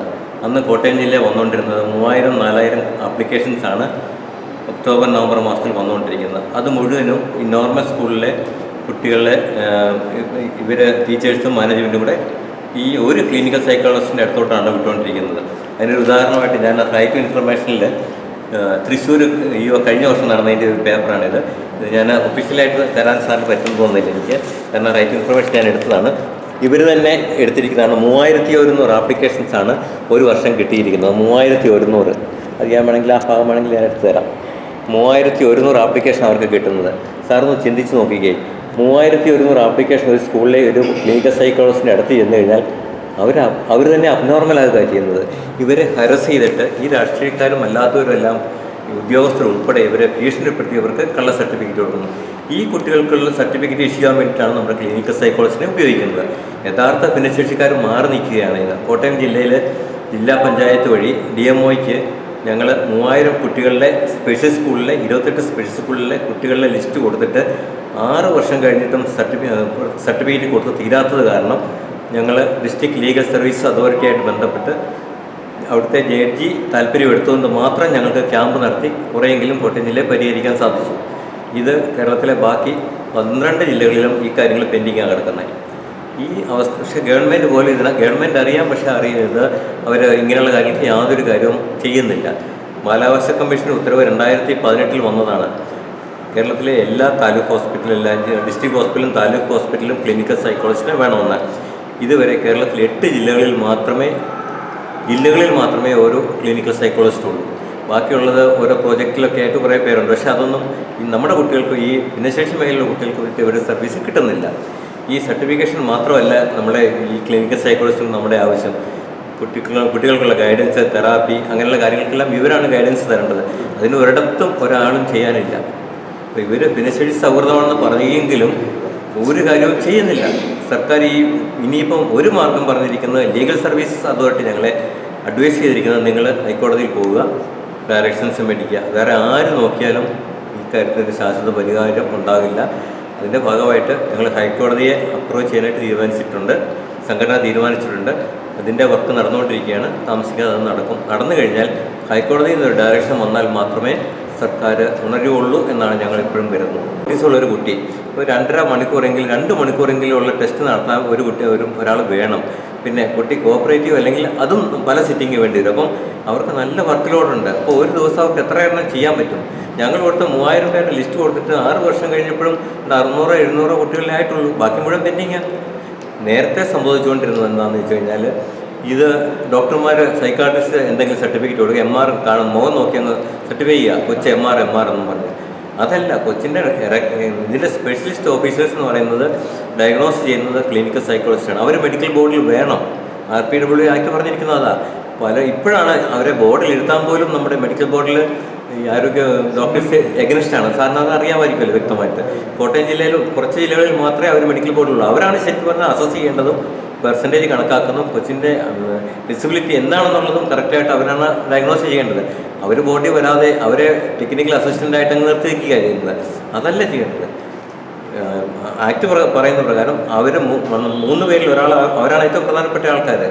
മറ്റുള്ളവർ ഒപ്പിടുന്നതെന്ന് മാത്രമേ ഉള്ളൂ. സൂപ്രണ്ടും പറ്റും അവരൊന്നും ചെയ്യുന്നില്ല, അവർ ഒപ്പിടുന്നത് മാത്രമേ ഉള്ളൂ. കൊച്ചിനെ ടെസ്റ്റ് എടുക്കുന്നതും എന്താണെന്ന് ഡയഗ്നോസ് ചെയ്യുന്നതും ക്ലിനിക്കൽ സൈക്കോളജിസ്റ്റാണ്. അവരുടെ ഇമ്പോർട്ടൻസ് സർക്കാർ മനസ്സിലാക്കിയിട്ടില്ല, ആരോഗ്യ മേഖലയും മനസ്സിലാക്കിയിട്ടില്ല. സർവീസാണ് നമുക്ക് മെയിനായിട്ടും വേണ്ടത്. ഇൻ്റർനാഷണൽ സ്റ്റാൻഡേർഡ് നമ്മുടെ ഇന്ത്യൻ സ്റ്റാൻഡേർഡുമായിട്ട് എത്ര വ്യത്യാസമുണ്ട്? ഭയങ്കര അല്ല. ഇൻ്റർനാഷണൽ രീതിയിലാണ് നമ്മുടെ ഈ സ്കീം ആക്ട് വന്നിരിക്കുന്നത്. പക്ഷേ അതൊന്നും ഇവിടെ നടപ്പാക്കുന്നില്ല സർക്കാർ. ഇവിടെ ഒരു ആക്ടിവിറ്റി വന്നിട്ടില്ല. അതുപോലെ വേറൊരു കാര്യം പറയാനുള്ളത്, ഏറ്റവും കൂടുതൽ സർക്കാർ ബൂസ്റ്റ് ചെയ്യുന്ന എപ്പോഴും പ്രൊപ്പഗേറ്റ് ചെയ്യുന്നൊരു കാര്യമുണ്ട്, ഭിന്നശേഷിക്കാർക്ക് 4% സംവരണം. അത് ഒരിക്കലും കിട്ടില്ല. ഭൗതിക വെല്ലുവിളി നേരിടുന്ന ആർക്ക് കിട്ടും? സർക്കാരിനെ സംബന്ധിച്ചിടത്തോളം കിട്ടില്ല. ഭിന്നശേഷിക്കാരെന്ന് പറയുമ്പോഴും അതിനകത്ത് ഏറ്റവും പിന്നോക്കം നിൽക്കുന്നവർ ഭൗതിക വെല്ലുവിളി നേരിടുന്നത് ഏറ്റവും ഭാഷയ്ക്ക് കാരണം 4% റിസർവേഷൻ പറയുന്നുണ്ട്. ഒരു പേഴ്സൻറ്റേജ് കിട്ടിയിട്ടുണ്ട്. അതുകൊണ്ട് അത് കിട്ടുന്നില്ല. കളർ സർട്ടിഫിക്കറ്റ് കിട്ടുള്ളത്. കാരണം ശരിക്കും ഭൗതിക വെല്ലുവിളി 40% ഞങ്ങൾ ഈ എംപ്ലോയ്മെന്റിൽ നിന്ന് പോയായിരുന്നു. എംപ്ലോയ്മെന്റിൽ പോയി ഓഫീസിൽ പോയി കൃത്യമായിട്ട് ഞങ്ങൾ കാര്യങ്ങൾ പറഞ്ഞപ്പോൾ അവർ പറഞ്ഞെന്താണെന്ന് വെച്ചാൽ, നിങ്ങൾ പേര് രജിസ്റ്റർ ചെയ്തു, പക്ഷേ 99% കിട്ടില്ല.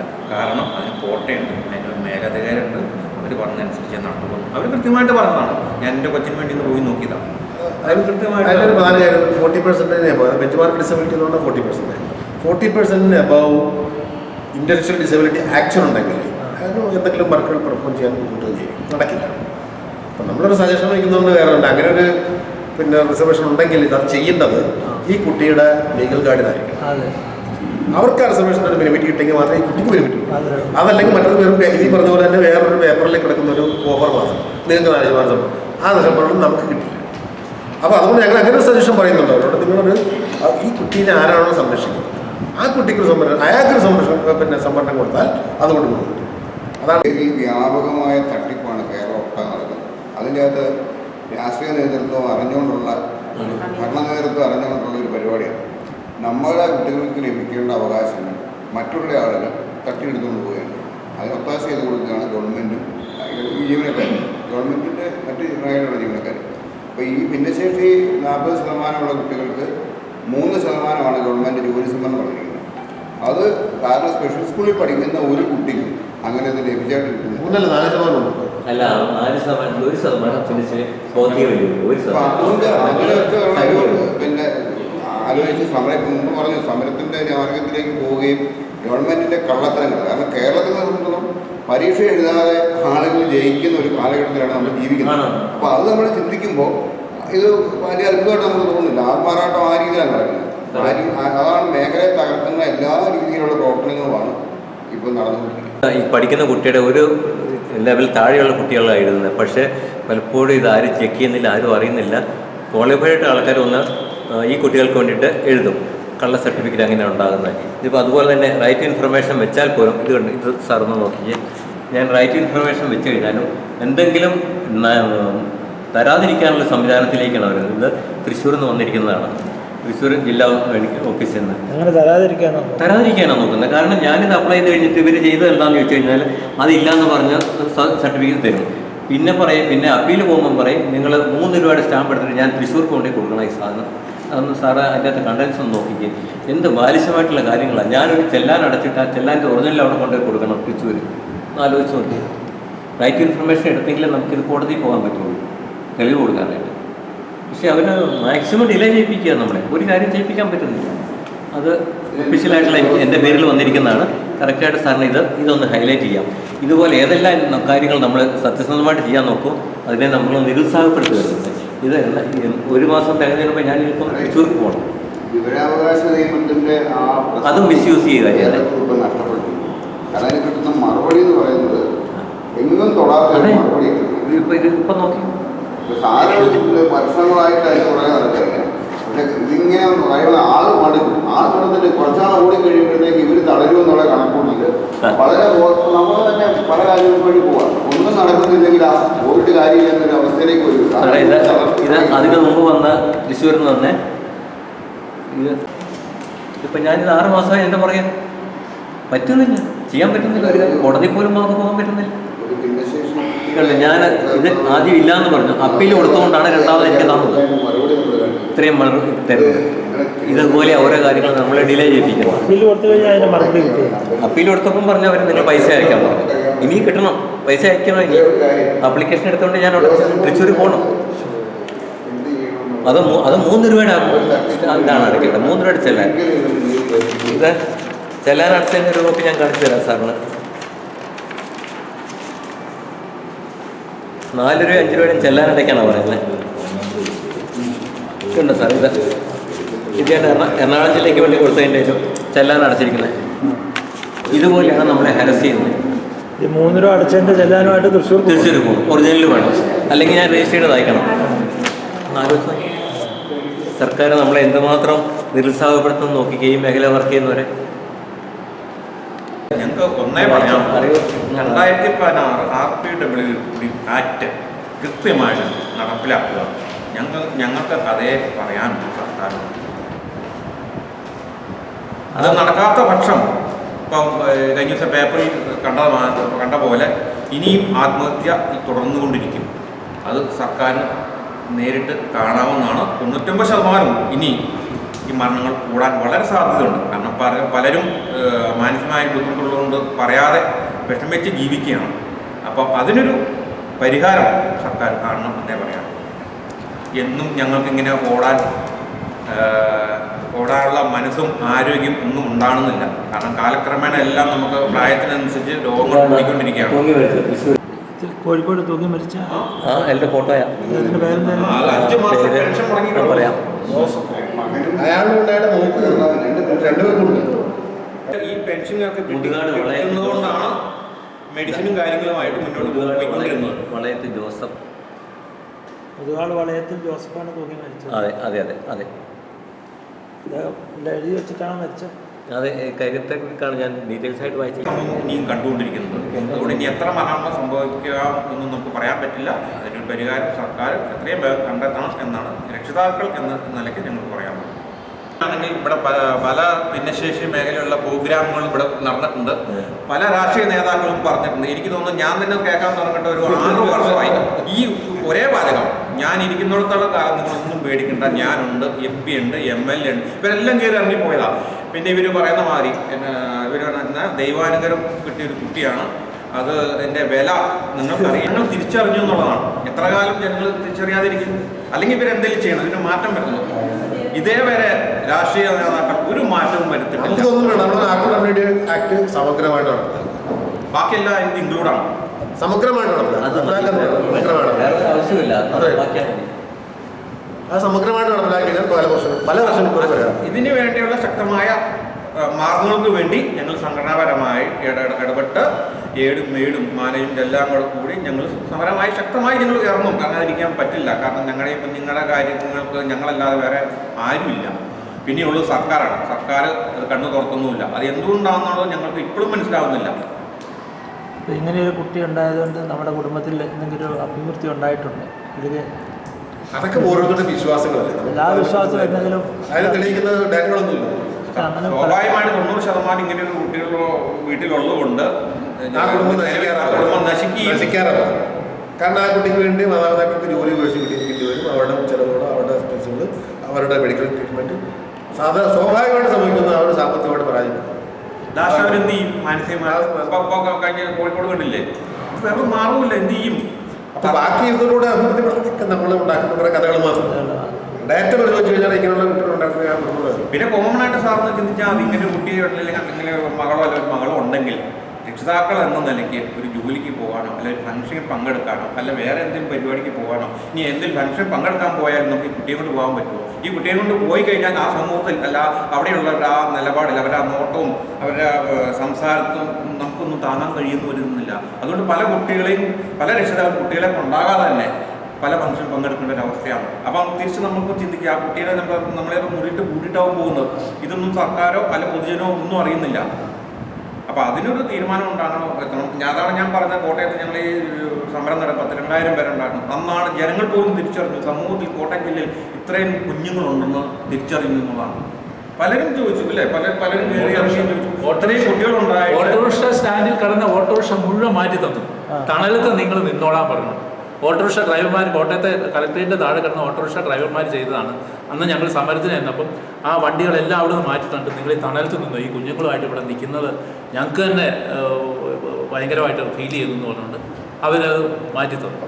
അങ്ങനെ വരെ കാരണം ഞങ്ങളിങ്ങനെ ഇത്രയും വലിയൊരു സമൂഹമുണ്ട് എന്നുള്ളത് അറിഞ്ഞു തന്നെ അങ്ങനെ ഒരു സമരത്തിൻ്റെ ഭാഗം. നമുക്ക് വേണ്ടത് ഭംഗിവാക്കുകളല്ല. ഭംഗിവാക്കുകൾ കൊണ്ട് ആരുടെ മരുന്ന് അറിയില്ല, ആരുടെ ജീവിതം നഷ്ടപ്പെടുകയില്ല. നമുക്ക് വേണ്ടത് പ്രായോഗികമായിട്ടുള്ള നടപടിക്രമങ്ങളാണ്. അതിനാണ് നമ്മൾ നാർക്കോ ഡെവലപ്മെൻറ്റ് ആക്ട് സമഗ്രമായി നടപ്പിലാക്കാൻ പറയുന്നത്. പ്രായോഗികമാണ്. ബാക്കി നമുക്ക് എന്തുവേണമെങ്കിലും കഥകൾ പറയാം. ഈ കുട്ടികൾ ജനിച്ചു കഴിഞ്ഞാൽ വലിയ അഭിവൃദ്ധി ഉണ്ടാവും, ഇവർ നാളെ സ്വർഗം കിട്ടും, ഓക്കെ അതൊക്കെ കിട്ടുമ്പോൾ നോക്കാം. അതുപോലെ തന്നെ ഗ്രാമസഭകളിൽ വന്ന് നമ്മുടെ കാര്യങ്ങൾ പറയണം, നമ്മുടെ കുഞ്ഞുങ്ങളുടെ കാര്യങ്ങൾ പറയണമെന്നാണ് എല്ലാ ഗ്രാമസഭ കൂടുമ്പോഴും പറയുന്നത്. നമ്മുടെ ഈ കുഞ്ഞുങ്ങളെ ഈ വീട്ടിൽ വിട്ടതിന് ശേഷം നമ്മൾ എങ്ങനെ പോകും? അവർക്ക് അതിൻ്റെ ബുദ്ധിമുട്ട് അറിയത്തില്ല. അപ്പോൾ ഞാൻ പല പ്രാവശ്യം പറയാറുണ്ട്, അംഗൻവാടി ടീച്ചർമാരുണ്ട് അല്ലെങ്കിൽ മെമ്പർമാരുണ്ട്, അവർ ചോദിക്കുക, ഈ ഇവരെ പേഴ്സണലായിട്ടൊന്ന് വിളിച്ച് മിക്കവാറും ഉള്ള മെമ്പർമാർക്കൊക്കെ അറിയാമായിരിക്കുമല്ലോ, വാർഡ് മെമ്പർമാർക്ക് എങ്ങനെയാണെങ്കിലും അറിയാൻ പറ്റും. അപ്പോൾ ഞങ്ങൾ ഇതുപോലെ ഗ്രാമസഭ കൂടുന്നുണ്ട്, അപ്പോൾ നിങ്ങൾക്ക് എന്തെങ്കിലും ആവശ്യമുണ്ടോ, അത് ഞാൻ നിങ്ങളെ റെപ്രസെൻറ്റേറ്റ് ചെയ്ത് ഞാൻ പറയാം. അങ്ങനെ ഉള്ള മെമ്പർമാർ വളരെ ചുരുക്കമാണ്. അങ്ങനെ എന്തെങ്കിലുമൊക്കെ സഹായം കിട്ടിക്കഴിഞ്ഞാൽ ഈ പിള്ളേരുടെ മാതാപിതാക്കൾക്ക് ഒത്തിരി അനുഗ്രഹമായിരിക്കും.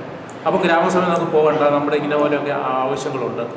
ഇപ്പം ഞങ്ങളുടെ പഞ്ചായത്തിൽ തന്നെ ഡയപ്പർ ഡിസ്പോസ് ചെയ്യാനായിട്ടുള്ള ഒരു മിഷൻ ഞങ്ങൾ ആവശ്യപ്പെട്ടിട്ടുണ്ട്. അപ്പോൾ അവർ പറയുന്നത് നിങ്ങൾ ഗ്രാമസഭ വരുന്നില്ല. ഞാൻ പറഞ്ഞു ഞങ്ങൾ എങ്ങനെ വരും? ഞങ്ങൾക്ക് എൻ്റെ ഇപ്പോൾ ഭാര്യ എൻ്റെ കൊച്ചിനെ നോക്കുന്നതുകൊണ്ട് ഞാൻ വന്ന് നിങ്ങൾ പറയുന്നു. അതുപോലെ എല്ലാവർക്കും വരാൻ പറ്റിയല്ല. അപ്പോൾ അതുകൊണ്ട് നിങ്ങൾ ആ ഒരു രീതിയിൽ എടുക്കാതെ ഞങ്ങളുടെ എല്ലാവരെയും റെപ്രസെൻറ്റേറ്റ് ചെയ്തുകൊണ്ട് ഞാൻ സംസാരിക്കുന്നതായിട്ട് നിങ്ങൾ എടുത്തുകൊണ്ട് അങ്ങനെ ഒരു കാര്യം ചെയ്യണമെന്ന് പറഞ്ഞു. അപ്പോൾ ഇങ്ങനെയുള്ള ചില കാര്യങ്ങൾ സമൂഹത്തിന് പ്രയോജനകരമായിരിക്കും. കാരണം ഈ ഡയപ്പറൊക്കെ എന്ന് പറഞ്ഞു കഴിഞ്ഞാൽ കിടപ്പ് രോഗികളായിട്ടുള്ളവർക്ക് കുറഞ്ഞത് 2-3 ഡയപ്പർ ഉപയോഗിക്കേണ്ടതായിട്ട് വരുന്ന അവസ്ഥകളുണ്ട്. അങ്ങനെ വരുന്ന ഈ ഡയപ്പർ ചില ഓരോ ഫാമിലിയിലും അവർ ഹോസ്പിറ്റലിലെ ചില ഏജൻസികളെ വെച്ചിരിക്കുകയാണ്. അവർക്കൊരു 1000 രൂപയാണ് കൊടുക്കേണ്ടത് ഈ ഡയപ്പർ എല്ലാം കൂടെ കൊണ്ടുപോയി ഡിസ്പോസ് ചെയ്യാനായിട്ട്. അല്ലെങ്കിൽ അവർ ആ അവരവരുടെ സ്ഥലത്ത് തന്നെ കുഴിച്ചു മൂടുകയാണ്. കുഴിച്ചു മൂടിക്കഴിഞ്ഞാൽ എന്തുമാത്രം ദൂഷ്യം ഉണ്ടാകുമെന്നുള്ളത് നമുക്കറിയാം. അപ്പോൾ അങ്ങനെയുള്ള കാര്യങ്ങളൊക്കെ പഞ്ചായത്ത് തലത്തിൽ ചെയ്യണം. അതുപോലെ പഞ്ചായത്തിലെ ഹെൽത്ത് ഡിപ്പാർട്ട്മെൻറ്റിനോട് ഞങ്ങൾ ആവശ്യപ്പെട്ടതാണ്, ഇങ്ങനെയുള്ള കുഞ്ഞുങ്ങൾക്ക് ആവശ്യമായിട്ടുള്ള മെഡിസിൻസ് പഞ്ചായത്ത് ഇടപെട്ട് കൊടുക്കണം. അപ്പോൾ അവർ പറയുന്ന അവർക്ക് നിയമമില്ല, അവർക്ക് കുറേ ഫിക്സഡ് ആയിട്ടുള്ള ഹാർട്ട് പേഷ്യൻസിനായിട്ടുള്ള കുറേ മെഡിസിൻസ് ഉണ്ട്, കുറേ പാരസെറ്റാമോൾസ് ഉണ്ട്, അതവിടെ വെച്ചുകൊണ്ടിരിക്കും, കുറേ വരുന്നവർക്ക് കൊടുക്കും. അതല്ലാതെ ഇങ്ങനെ വരുന്ന കുഞ്ഞുങ്ങൾക്ക് ഉള്ള മെഡിസിൻസ് ഹോസ്പിറ്റലൊന്നും ഇല്ല. എന്തോ ഗവൺമെൻറ് ഹോസ്പിറ്റലിൽ അവർ പറയുന്ന പ്രിഫറൻസ് ഉണ്ട്, അവിടെ ചെല്ലുകയെന്ന് ചെന്ന് കഴിഞ്ഞ് കഴിഞ്ഞാൽ ഒരു മെഡിസിൻസ് ഡിപ്പെൻസ് അപ്പോൺ അവൈലബിലിറ്റി അനുസരിച്ചല്ലേ കിട്ടത്തുള്ളൂ, അതല്ലാതെ കിട്ടിയല്ലോ. അപ്പം ഞങ്ങൾ പറയുന്നത് ഇങ്ങനെയുള്ള കുഞ്ഞുങ്ങൾക്ക് എന്തെങ്കിലും പെർമനൻ്റ് ആയിട്ടുള്ള മെഡിസിൻസ് ആവശ്യമുണ്ടെങ്കിൽ അത് ആ ഡോക്ടറിൻ്റെ സർട്ടിഫിക്കറ്റോട് കൂടി പഞ്ചായത്തിൽ കൊണ്ടുപോയി കൊടുത്ത് പഞ്ചായത്തുകാരെ ഹെൽത്ത് ഡിപ്പാർട്ട്മെൻറ്റിൽ അറിയിച്ച് ഹെൽത്ത് ഡിപ്പാർട്ട്മെൻറ്റ് അവർ മേടിച്ച് കൊടുത്താൽ മതി. ഞങ്ങൾക്ക് അത് അവരുടെ പൈസ തരണമെന്നില്ല, ഞങ്ങൾക്ക് മെഡിസിൻ തന്നെ കിട്ടിയാൽ മതി. പക്ഷെ അങ്ങനെ എത്രയോ പിള്ളേരുണ്ടെന്നറിയോ കിട്ടാതെ പുറത്ത് പോയി മേടിക്കുന്നു. ഈ ഇൻഷുറൻസ് ഒക്കെ എന്ന് പറഞ്ഞാൽ വെറും ജസ്റ്റ് പൊള്ളയായിട്ടുള്ളൊരു വാഗ്ദാനം എന്നുള്ളതല്ലാതെ വേറൊരു രീതിയിലും കിട്ടുന്നത്. അത് നേരിട്ട് കിട്ടണമെങ്കിൽ ഇങ്ങനെയുള്ള ചില ഇടപെടലുകൾ ഗവൺമെൻറ് തലത്തിൽ വന്നു കഴിഞ്ഞാൽ കാര്യം നടക്കും. കാനഡയിലെ എനിക്കറിയാം, കാനഡയിൽ ഇതാണ് പ്രശ്നമാണ്. ഒരു കുട്ടിക്ക് അങ്ങനെ ഒരു അസുഖം ഉണ്ടെങ്കിൽ പിന്നെ സർക്കാരിൻ്റെ ഉത്തരവാദിത്തമാണ്. ആ കുട്ടിക്ക് വേണ്ടി മാത്രം പ്രത്യേകം സ്റ്റാഫിന് വെച്ചിട്ടുണ്ട്. ആ സ്റ്റാഫിൻ്റെ ഉത്തരവാദിത്തമാണ് ആ കുട്ടിയെ കൊണ്ട് നടക്കുക. അതുപോലെ സാറേ ജോലിയുടെ ഭാഗം എൻ്റെ അമ്മയുടെ അനിയത്തിയുടെ ഒരു മകനുണ്ടായിരുന്നു, അവനിപ്പോൾ സർക്കാർ തലത്തിലാണ് ജോലിക്ക് കയറി. സർക്കാർ തലത്തിൽ ഒരു കമ്പനി കയറി അല്ല, അത് കൂടാതെ വേറെ ഉണ്ട്. ഇപ്പോൾ ഒരു കുട്ടിയുണ്ട്, ആ കുട്ടിയുടെ അമ്മ ആ കുട്ടിയെ നോക്കിയാൽ മതി. ശമ്പളം സർക്കാർ കൊടുത്തില്ല, ആ സിസ്റ്റം അതാണ്. അവിടെ ആ ഒരു കുട്ടിയുടെ അമ്മ നോക്കിയാൽ മതി. അമ്മ കൃത്യമായിട്ട് നോക്കിക്കോളും. ആ അമ്മയുടെ മുഴുവൻ ഉത്തരവാദിത്വം ശമ്പളവും സർക്കാരാണ്. ഫുൾ ശമ്പളമാണ്.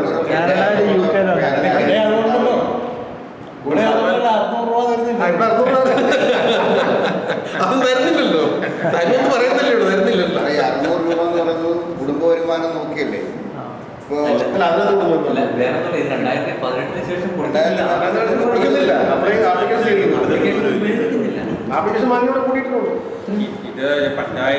ഇപ്പൊ ഞങ്ങളൊരു മീറ്റിംഗ് നടത്തുന്നത് ശരിക്കും കുട്ടികളെ സ്കൂളിൽ അയക്കുന്ന ദിവസം ഞങ്ങൾക്ക് പറ്റുള്ളൂ. അപ്പോൾ ഞങ്ങൾക്ക് അല്ലാത്തൊരു ദിവസം കുട്ടികൾക്ക് പഠിത്തമില്ലാത്തൊരു ദിവസം ഞങ്ങൾക്ക് മീറ്റിംഗ് പോലും കൂടാൻ പറ്റത്തില്ല. കാരണം കുട്ടികൾ പിന്നെ സ്കൂളിലാണെന്നുള്ള ധൈര്യത്തിൽ ആ സ്കൂളിൽ വിട്ട് ചെല്ലുന്നതിന് മുമ്പ് ഞങ്ങൾക്ക് തിരിച്ചു ചെല്ലണം. ആ അവസരമാണ് ഞങ്ങളെല്ലാം ഇവിടെ ഇരിക്കുന്നത്. അപ്പോൾ അതാണ് ഞങ്ങളുടെ പരിമിതികൾ എന്ന് പറയുന്നത്. ഇതൊന്നും ആരും മനസ്സിലാക്കുന്നില്ല. പിന്നെ മറ്റൊരു കാര്യം എന്താണെന്ന് വെച്ചാൽ, ഇപ്പോൾ ഗവൺമെൻറ് പറയാറുണ്ട് എല്ലാത്തിനും ആധാർ കാർഡ്, റേഷൻ കാർഡ്, ഇപ്പോൾ എന്ത് പരിപാടിക്കാണെന്ന് പറഞ്ഞില്ല, കാർഡുകൾ മുഴുവൻ കോപ്പി എടുത്ത് കൊടുക്കുക. ഗവൺമെൻറ് തന്നെ ഓർഡർ ഇട്ടിട്ടുണ്ട്. ഇത് ലളിതവൽക്കരിച്ചിരിക്കുകയാണ് ഭിന്നശേഷി പിള്ളേർക്ക്. UDID കാർഡ് മാത്രം കാണിച്ചാൽ മതി. ഏതെങ്കിലും ICD സൂപ്പർവൈസറോ CDPO അംഗൻവാടി ടീച്ചറോ ഇത് സമ്മതിക്കും.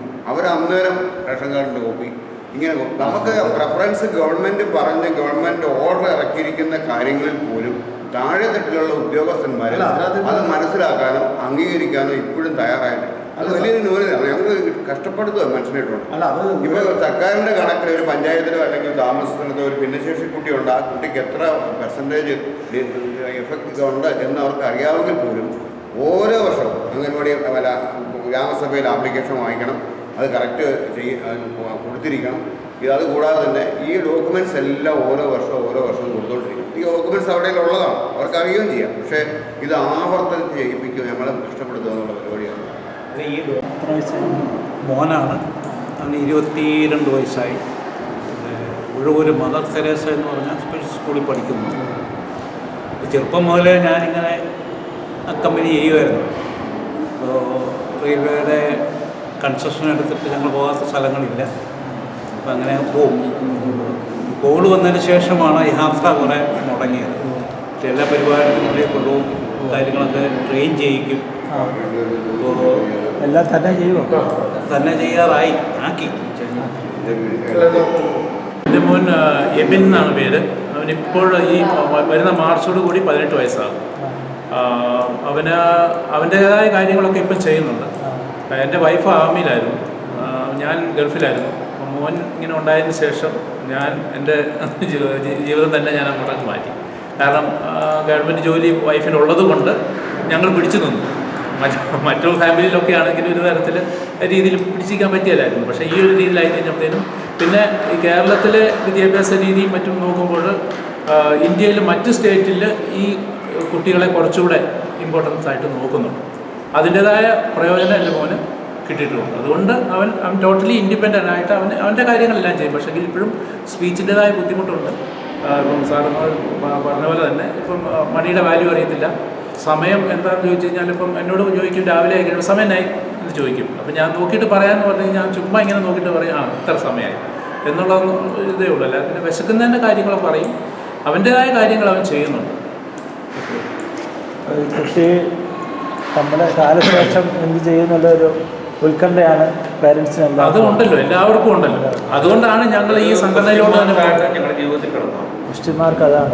അതിലൊരു തീരുമാനം ഇപ്പോഴും സർക്കാർ പറയുന്നില്ല. അതിനെന്തെങ്കിലും തീരുമാനം ഉണ്ടാക്കണം. അല്ലെങ്കിൽ രക്ഷിതാക്കളും കുഞ്ഞുങ്ങളും ആത്മഹത്യ നടത്താനുള്ള സർവ്വസാധ്യതയും ഞങ്ങൾ എല്ലാവരും മുന്നിൽ കാണുന്നുണ്ട്. വേറൊരു മാർഗ്ഗമില്ല ഞങ്ങൾക്ക്. അല്ലെങ്കിൽ സർക്കാർ ഒരു കണ്ണ് തുറന്ന് അതിന് വേണ്ട ഒരു സംവിധാനം ചെയ്യണം. സർക്കാർ പറഞ്ഞ മരണത്തിൽ കഴിഞ്ഞാൽ എല്ലാവരും ആത്മഹത്യ ചെയ്തോ എന്നാണ് സർക്കാർ പറയുന്നത്. ഈ കുട്ടികളെ മരണത്തിൽ കഴിഞ്ഞാൽ പിന്നെ സർക്കാരിൻ്റെ പരിഗണനയൊന്നും ഇല്ലാതെ ആത്മഹത്യ എന്നാണ് എന്നുള്ളതാണ് അത് പിന്നെ ഇൻഡയറക്റ്റായിട്ട് സൂചിപ്പിക്കുന്നത്. വിദേശ രാജ്യങ്ങളിൽ ഇങ്ങനെയുള്ള പേരൻസ് മരിച്ചു കഴിഞ്ഞാൽ അങ്ങനെയുള്ള കുട്ടികളെ എന്ത് ചെയ്യുക? സർക്കാരാണ് ഉത്തരവാദിത്വം ഏറ്റെടുത്ത് നോക്കുക. 18 വയസ്സ് കഴിഞ്ഞാൽ ഒരു USA സംവിധാനം 18 വയസ്സ് വരെ ഈ കുട്ടികളെ പേരൻസിന് കൂടെ നിർത്തും. പേരൻസിന് സാലറി കൊടുക്കും. അത് കഴിഞ്ഞാൽ പല രീതിയുണ്ട്. ഇപ്പം എൻ്റെ അമ്മാവൻ്റെ മകൻ്റെ കുട്ടി 2 കുട്ടികളുണ്ട്.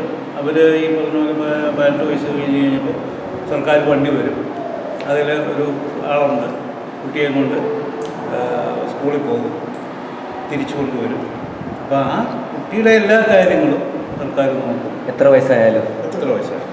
ഇപ്പം അതിപ്പോൾ അവിടെ മാതാപിതാക്കളില്ലെങ്കിലും അതൊക്കെ ഉള്ളപ്പോഴും സർക്കാരിൻ്റെ ഉത്തരവാദിത്തം. ആ കുട്ടീനെ നോക്കുന്ന അമ്മയ്ക്ക് അവർ സാലറി കൊടുക്കുന്നത് സർക്കാരിൻ്റെ എംപ്ലോയിയാണ്. അമേരിക്കയിൽ നല്ല എല്ലാ വിദേശ രാജ്യങ്ങളും ഡെവലപ്ഡ് കൺട്രീസ് എല്ലാം അങ്ങനെ ചെയ്യുന്നത്. അപ്പം ആ ഒരു ബേസിലാണ് ഈ ഒരു ആക്ട് ഉണ്ടാക്കിയിരിക്കുന്നത്. അതിനെ ഡിപ്പെൻഡ് ചെയ്തിട്ടാണ്, അതിനെ കോപ്പ് ചെയ്തിട്ടാണ്. അതുപോലെ ഇവിടെ വരണം. നല്ല കാര്യം. US ഉള്ള അതേ സ്റ്റാൻഡേർഡ് ഇവിടെ കൊണ്ടുവന്നത്. അതാണ്, അതിനുവേണ്ടിയാണ് UN ഉണ്ടാക്കിയത്. പിന്നെ എന്താ പറയുക, ഒരു എഗ്രിമെൻ്റാണ്. ആ എഗ്രിമെൻ്റ് നമ്മൾ സൈൻ ചെയ്തു. അപ്പോൾ അതിനകത്ത് ഈ കുട്ടികളെ പറഞ്ഞാൽ അവർക്ക് നീതി എല്ലാ കാര്യത്തിലും ഉണ്ടാവും. ഇന്ത്യ ഗവൺമെൻറ് ചെയ്യാൻ അതിനാണ് ഇന്ത്യ ഗവൺമെൻറ് ചെയ്യേണ്ടത്. ഇന്ത്യ ഗവൺമെൻറ് ചെയ്യാൻ ബാധ്യസ്ഥരാണ്. ആക്ടിൽ പറഞ്ഞിട്ടുണ്ട്. അത് 100% ചെയ്തില്ലെങ്കിൽ 75% ആ മാതൃകാപരമായിട്ട് നമ്മുടെ ഈ ഗവൺമെന്റ് കാലം ചെയ്യാവുന്ന കാര്യം എന്ന് പറയുന്നത് ഈ കുട്ടിയെ നോക്കുന്ന പേരൻറ്, മദറോ ഫാദറോ, അവരെ എംപ്ലോയി ആക്കും. സർക്കാർ എംപ്ലോയി ആക്കിയിട്ട് അവർക്ക് സാലറി കൊടുക്കും. അതൊരു വലിയൊരു ഇതാണല്ലോ അവർ ചെയ്യുന്നത്. അപ്പം അതൊന്ന് ഇതെടുത്തു കഴിഞ്ഞാൽ സ്ട്രെസ് ചെയ്ത് കൊണ്ടുവന്നു കഴിഞ്ഞാൽ ഒരു പരിധി വരെയൊക്കെ പിടിച്ചു നിൽക്കാം. എൻ്റെ മോന് 31 വയസ്സായി. അവൻ്റെ ആദ്യം തെറ്റായിട്ടായിരുന്നു ഡയഗ്നോസ് ചെയ്തിരുന്നത്. MR എന്നായിരുന്നു. പക്ഷേ MR അല്ല, ശരിക്കും പറഞ്ഞു കഴിഞ്ഞാൽ ഓട്ടിസമാണ്. അതൊരവസ്ഥയാണല്ലോ, അത് രോഗമല്ലല്ലോ. കറക്റ്റായിട്ട് ഡയഗ്നോസ് ചെയ്തത് 2018 അതിന് മുമ്പ് MR എന്നായിരുന്നു കിടന്നിരുന്നത്. ഓട്ടിസമാണ്. മറ്റു കാര്യങ്ങളെല്ലാം സ്വന്തമായിട്ട് ചെയ്യും. കുറേയൊക്കെ ഞങ്ങൾ ട്രെയിനിങ് കൊണ്ട് കുറച്ച് കാര്യങ്ങൾ ഇമ്പ്രൂവ്മെൻറ്റ് വന്നിട്ടുണ്ട്. പിന്നെ ഞാനൊരു ട്രെയിനിങ് എടുത്തായിരുന്നു CMC വെല്ലൂർ, ഒരു 3 മാസത്തെ. അവന് 18 വയസ്സാകുന്നതിന് മുമ്പ് അവിടെ പോയിരുന്നു. ഞാൻ പേരൻസും ഉൾപ്പെടെ നിന്നുകൊണ്ട് 3 മാസം അവിടെ ഒരു ട്രെയിൻഡായി. പക്ഷെ അതിന് മുമ്പ് തന്നെ നമ്മൾ വീട്ടിൽ അവൻ്റെ കാര്യങ്ങളെല്ലാം അവനെ കൊണ്ട് ചെയ്യിപ്പിക്കുമായിരുന്നു. അതുകൊണ്ട് ഞങ്ങൾക്ക് അത്ര വലിയ ആവശ്യം വന്നില്ല. ട്രെയിനിങ് ഉണ്ടെങ്കിൽ പോലും ഒരു കാര്യങ്ങളെല്ലാം പഠിപ്പിക്കും. അങ്ങനെ ഒരു ട്രെയിനിങ് കിട്ടി. പിന്നെ അപ്പോൾ അവർ അഡ്വൈസ് ചെയ്തു ഇൻസ്റ്റിറ്റ്യൂഷണലൈസ് ചെയ്യുന്നതാണ് നല്ലത്. കാരണം വീടുകളിൽ അങ്ങനെ കണ്ടിന്യൂ ചെയ്യാൻ പറ്റത്തില്ലല്ലോ ഒരു ഏജ് കഴിയുമ്പോൾ. അതുകൊണ്ട് ഞങ്ങൾ ഈ പാമ്പാടിയിൽ സെൻറ്റ് ജോൺ ഓഫ് ഗോഡ് സെൻ്ററുണ്ട്, അവിടെയാക്കി. അതൊരു റീഹാബിലിറ്റേഷനാണ്, സെൻ്ററാണത്. പേരൻസ് നമ്മൾ പെർമനൻ്റായിട്ടൊരു സംവിധാനം അവിടെ അറേഞ്ച്മെൻറ്റ്സ് ചെയ്തിട്ടുണ്ട്. അപ്പോൾ എൻ്റെ മോനിപ്പോൾ അവിടെയാണ്, അവിടെ റെസിഡൻഷ്യൽ കെയറിലാണ്. നമ്മുടെ കാലശേഷം അവൻ അവിടെ തന്നെയായിരിക്കും. പക്ഷെ അതിന് അവർക്ക് കൊടുത്തിട്ടുണ്ട്. എന്തോ അതിപ്പോൾ ഇപ്പോൾ അഡ്മിഷൻ എന്ന് പറഞ്ഞാൽ അവർ വീട്ടിലെല്ലാ സൗകര്യങ്ങളും അവിടെ കിട്ടുന്നുണ്ട്. ഇൻഡിപെൻഡൻറ്റ് മുറിയും കാര്യങ്ങളെല്ലാം ഉണ്ട്. ഒരു നല്ലൊരു എമൗണ്ട് നമ്മൾ കൊടുത്തിട്ടുണ്ട്. സാധാരണക്കാർക്ക് ബുദ്ധിമുട്ടാണ്. അങ്ങനെയുള്ളവർക്ക് അഫോർഡ് ചെയ്യാൻ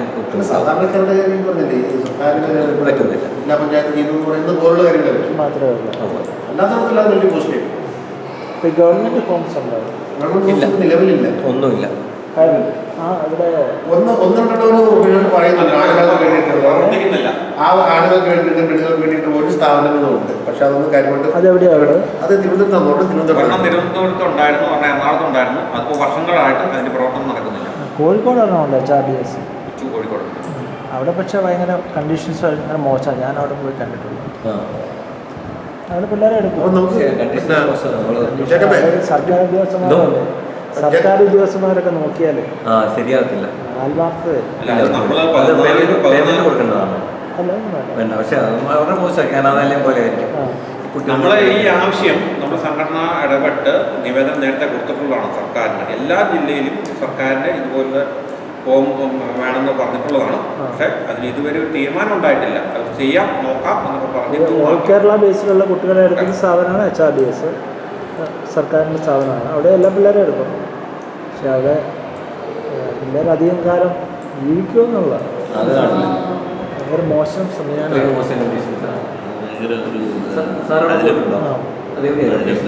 അത് വെള്ളിനാട് നിന്നാണ്.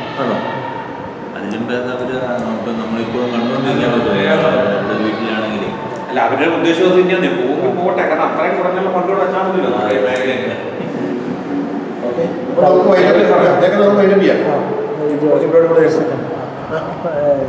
തങ്കച്ചൻ്റെ കുട്ടിയുടെ കാര്യങ്ങൾ. എൻ്റെ കുട്ടിയുടെ 29 വയസ്സായി. ഇന്നിപ്പോൾ ബർത്ത്ഡേ ആണ്. ഇന്ന് ബർത്ത്ഡേ ആണ്. ഇന്ന് ബർത്ത്ഡേ ആണ്. Happy birthday. അവളുടെ സിറ്റുവേഷൻ ഇപ്പം പറഞ്ഞ സിറ്റുവേഷനിലേക്കാളും ഇച്ചിരി മോശമാണ്. ഇച്ചിരി മോശം സിറ്റുവേഷൻ. 80% ഓട്ടിസമാണ്, MR ആണ്, എല്ലാം കൂടി ചേർന്നിട്ടുള്ളതാണ്. 80% ഉണ്ടാകും. അപ്പോൾ എല്ലാ കാര്യങ്ങൾക്കും നമുക്ക് സപ്പോർട്ടും വേണം. സ്വന്തം നിലയിൽ ഒരു കാര്യം ചെയ്യാൻ പറ്റില്ല. ഫുൾ സപ്പോർട്ട് വേണം. അമ്മ എപ്പോഴും കൂടെ അമ്മ ഉണ്ടാവണം, അല്ലാതെ പറ്റില്ല. സ്കൂളിൽ പോകുമ്പോഴത്തേക്കും ഓക്കെ, എല്ലാ സമയത്തും ഉണ്ടാവണം. ബാക്കി തിരിച്ചറിവ് ഒന്നുമില്ല എന്ന് വേണം പറയാനായിട്ട്. വഴക്കുണ്ട്, ഹൈപ്പർ ആക്റ്റീവാണ്, ഉറക്കം കുറവാണ്. അപ്പം മരുന്ന് ഒത്തിരി വേണം. രാത്രിയിലൊക്കെ എങ്ങനെ നോക്കും? രാത്രിയിലൊക്കെ ബുദ്ധിമുട്ടാണ്. ചിലപ്പോൾ ഉറങ്ങില്ലെങ്കിൽ ബുദ്ധിമുട്ടാണ്. ഉറങ്ങിയിൽ വലിയ ബഹളമുണ്ടാകും, വലിയ ബഹളമുണ്ടാകും. നമുക്ക് മാത്രമല്ല ചുറ്റുപാടുള്ള ആൾക്കാർക്ക് വരെ ബഹളമുണ്ടാകും. അത്തരത്തിൽ ബഹളമുണ്ടാക്കില്ല. മരുന്ന് ഒത്തിരി വേണം. ഒത്തിരി മരുന്ന് മെഡിസിനിലാണ് സർവ് ചെയ്ത് പോകുന്നതാണ് പറയുന്നത്. 12,000 രൂപയുടെ 3,000 രൂപയുടെ മരുന്ന് ഒരു മാസം വേണ്ടി വരും. നല്ല ഈ ബഹളം ഇല്ലാതാക്കാൻ വേണ്ടി മാത്രമല്ല, അല്ലാതെ വേറെ ഒന്നുമല്ല. ബാക്കിയുള്ള ഇമ്പ്രൂവ്മെൻറ്റുകളൊന്നും കാര്യമായിട്ടില്ല. പോകാൻ പറ്റില്ലല്ലോ. പോകാൻ പറ്റില്ല. പഞ്ചാബിൽ ജോലി ചെയ്തിട്ടില്ല. അവിടെ ചെയ്യാൻ പറ്റില്ലല്ലോ. അവിടെ വെച്ചാണ് കുട്ടി ഉണ്ടായത്. അവിടെ വെച്ചാണ് കുട്ടി ഉണ്ടായത്. അവിടെ വെച്ചാണ്. അവിടെ ചണ്ഡീഗഡ് വെച്ചാണ്. ഞങ്ങൾ ഒരുമിച്ച് പഠിച്ചതാണ്. കെമിസ്ട്രി ബാച്ച് 82-85 ബാച്ചിട്ടുള്ള കെമിസ്ട്രി ബാച്ചാണ്. അപ്പോൾ ഞങ്ങളുടെ ബാച്ചിൻ്റെ ഒരു അനുശോചനം അറിയിക്കുന്നു. ഇത്രയും കഷ്ടപ്പെട്ട് ഉറക്കം വലിയ പ്രശ്നമാണ്. നമുക്ക് ഉറക്കം തീരെയില്ല. രാത്രി ഉറക്കം എന്ന് പറഞ്ഞാൽ വലിയ പാടാണ്. എത്ര മരുന്ന് കൊടുത്താൽ ചിലപ്പോൾ എത്ര മരുന്ന് കഴിച്ചാലും ഉറങ്ങില്ല. അങ്ങനെയാണ് പ്രശ്നം. അപ്പോൾ നമ്മളെ ഉറങ്ങില്ല, ഉറങ്ങാൻ പറ്റില്ലല്ലോ. അങ്ങനെ അപ്പോൾ പ്രശ്നമുണ്ട്. നേരത്തെ തന്നെ ചെയ്തതാണ്. 2-3 വയസ്സുള്ളപ്പോൾ 2.5 വയസ്സായപ്പോൾ തന്നെ ഡയഗ്നോസ് ചെയ്തിരുന്നത്. ചണ്ഡീഗഡിലായിരുന്നു, PG-യിലായിരുന്നുള്ളവർ പെട്ടെന്ന് കാര്യങ്ങളൊക്കെ കൃത്യമായിട്ടാണ് അസസ് ചെയ്തിരുന്നു. അപ്പോഴും അവർ പറഞ്ഞു കാര്യങ്ങളൊക്കെ നേരത്തെ അറിഞ്ഞു. പക്ഷേ അൺഫോർച്ചുനേറ്റ്ലി ഇങ്ങോട്ട് പോയില്ല എന്ന തരത്തിലാണ് അവർ പറഞ്ഞത്. ഒരു മാറ്റം ഉണ്ടായിട്ടില്ല. ഒന്നും ഉണ്ടായിട്ടില്ല. നമ്മൾ പല കാര്യങ്ങൾ ചെയ്ത് നോക്കി. ഇപ്പോൾ മെഡിക്കൽ അലോപ്പതി ട്രീറ്റ്മെൻറ്റിൽ ഒരു ക്ലിനിക്കൽ ട്രയൽ വരെ നമ്മൾ ചെയ്ത് നോക്കിയാണ്. ഇങ്ങനെയൊക്കെ ഒരു 80% അല്ലെങ്കിൽ 70%-നോടുള്ള മുകളിലുള്ള കുട്ടികളിൽ ചെയ്യാൻ പറ്റില്ല. അവർക്ക് മാറ്റങ്ങളില്ല. ശരിക്കും പറഞ്ഞാൽ മറ്റുള്ളവർക്ക് ഫിസിക്കലൊക്കെ ആയിട്ടുള്ളവർക്ക് മാറ്റമുണ്ട്. അപ്പോൾ അങ്ങനെ പെർമനൻ്റ് ആയ കുട്ടികളുടെ കാര്യങ്ങൾക്ക് വേണ്ടിയിട്ട് സർക്കാർ അത് ചെയ്യാം ഇത് ചെയ്യാമെന്ന് പറയുന്നതല്ലാതെ ഒരു കാര്യം ഇതുവരെ ചെയ്തില്ല. പിന്നെ മുമ്പ് സാറ് ചോദിച്ചു അഡ്ജസ്റ്റ്മെൻറ്റ് എങ്ങനെ എന്താവുന്നത്. വേറെ ഓപ്ഷൻ ഇല്ല. ഞങ്ങൾക്ക് ഒരു ഓപ്ഷൻ ഇല്ല. അല്ലെ സർക്കാർ അത് ഒന്ന് കണ്ണു തുറക്കണം. ഞങ്ങൾക്ക് എന്തെങ്കിലും മാറ്റം വരുത്തണമെങ്കിൽ സർക്കാർ നോക്കണം. അല്ല ഞങ്ങളവിടെ പോകും. ഞങ്ങളുടെ കാര്യങ്ങൾ വേറെ ആരോടെങ്കിലും പറയുന്നു. ഇപ്പം ഞാനും അങ്ങോട്ടും ഇങ്ങോട്ടും പറഞ്ഞിട്ട് വല്ല കാര്യമുണ്ടോ? അത് നടക്കുമോ? അത് സർക്കാർ തീരുമാനിക്കണം. പ്രത്യേകിച്ച് ഈ മേഖല ഞാൻ പ്രത്യേകിച്ച് പറയും, ഈ 4 കാറ്റഗറിയുള്ള മേഖലയിൽ ഒരു മാനുഷിക പരിഗണന സർക്കാർ കാണിക്കണം. അത് ഏത് സർക്കാരും വന്നോട്ടെ. അത് കണ്ടില്ല എന്ന് നടിച്ചാൽ അതിന് എൻ്റെ ഒരു ഉത്തരം എന്ന് പറഞ്ഞത് നമുക്ക് പ്രവചിക്കാൻ പറ്റില്ല. പണ്ട് എന്ന് പറഞ്ഞ പോലെ തമ്പുരാൻ ഇപ്പം നേരിട്ടുണ്ടല്ലോ, ഇപ്പം കമ്പ്യൂട്ടർ വഴിയൊക്കെ വരുന്നുണ്ടെന്നാണ് പറയുന്നത്. ഒന്നും നമുക്ക് പറയാൻ പറ്റില്ല. അപ്പോൾ അതുകൊണ്ട് അതിന് തീരുമാനങ്ങൾ അത്രയും വേഗം കാണുന്നു. അത് കഴിഞ്ഞില്ല. നമുക്കൊന്നും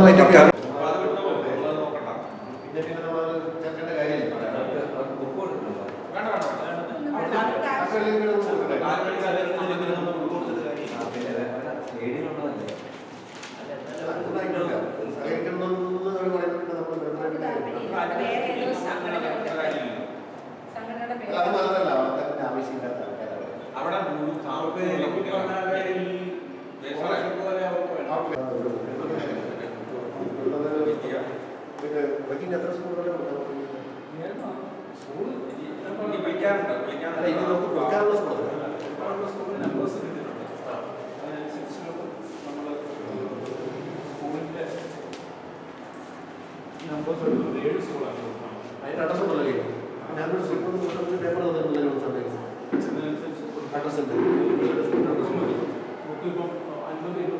അല്ലാതെ അത് നമുക്ക് തിരിച്ചു വയ്ക്കാം. 100 ബുക്ക് കൊടുക്കാനുള്ളത് ജീവോദയ കുടുംബനാണ് മാത്രമാണ്. അത് ഞാൻ വേണമെന്ന് വിളിക്കാം. വിളിക്കണ്ട, ഞാൻ അയച്ചു കൊടുക്കാം. അല്ല വിളിച്ച് പറയണല്ലോ. ഞാൻ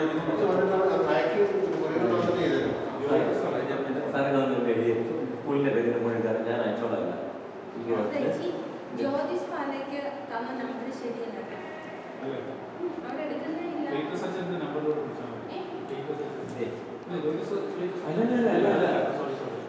ജ്യോതിഷ് പാലയുടെ നമ്പർ പറഞ്ഞ SH മൗണ്ടിലെ അവർക്ക് എന്താ വർക്ക് കൊടുക്കാനുള്ളതാണ്. എനിക്ക് കിട്ടി. പക്ഷെ ജ്യോതിഷ് പാല അവരെ ഏൽപ്പിച്ചാൽ മതി. അവരുടെ ബ്രാഞ്ചാണ്. ആണ് അവരുടെ ബ്രാഞ്ചാണ്. ജ്യോതിഷ് SH മൗണ്ടിന്റെ ബ്രാഞ്ചാണ്.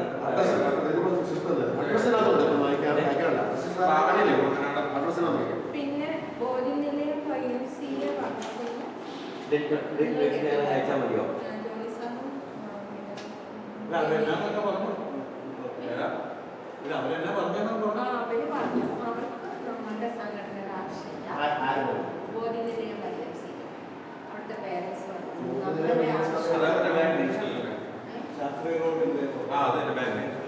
ഏറ്റവും വലിയ പരാതി എന്ന് പറഞ്ഞു കഴിഞ്ഞാൽ ഈ മേഖല ഡെവലപ്പ് ചെയ്യാനുള്ള ഫണ്ട് സെൻട്രൽ ഗവൺമെൻറ് ആക്ട് പ്രകാരമുള്ള ഫണ്ടൊക്കെ വരുന്നത് ആരോഗ്യ മേഖലയിൽ ഇതിന് സെപ്പറേറ്റ് ഡിപ്പാർട്ട്മെൻറ്റ് വന്നെങ്കിൽ മാത്രമേ ഈ കാര്യങ്ങൾ ഭംഗിയായിട്ട് നടക്കത്തുള്ളൂ. സെപ്പറേറ്റ് ഉണ്ടോ?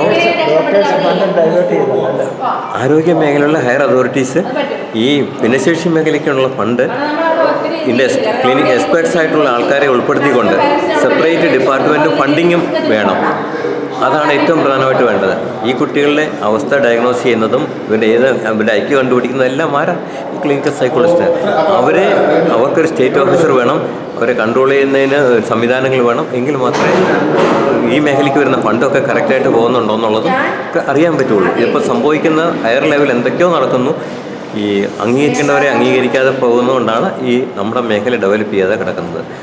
അതുപോലെ തന്നെ മെഡിക്കൽ കോളേജുകളിൽ സെപ്പറേറ്റ് ഡിപ്പാർട്ട്മെൻറ്റ് വേണം. ക്ലിനിക്കൽ സൈക്കോളജി ഡിപ്പാർട്ട്മെൻറ്റ് വേണം. ഇപ്പോൾ നടന്നുകൊണ്ടിരിക്കുന്നത് മുഴുവനും സൈക്കാട്രിസ്റ്റിൻ്റെ കൺട്രോളിലാണ് ഇത് മുഴുവൻ പോകുന്നത്. സൈക്കാട്രിസ്റ്റ് ഒരു ഭാഗം മാത്രമല്ലേ ആകുന്നുള്ളൂ. ഇതിൻ്റെ അതാണ് ഏറ്റവും വലിയ വിഷയം.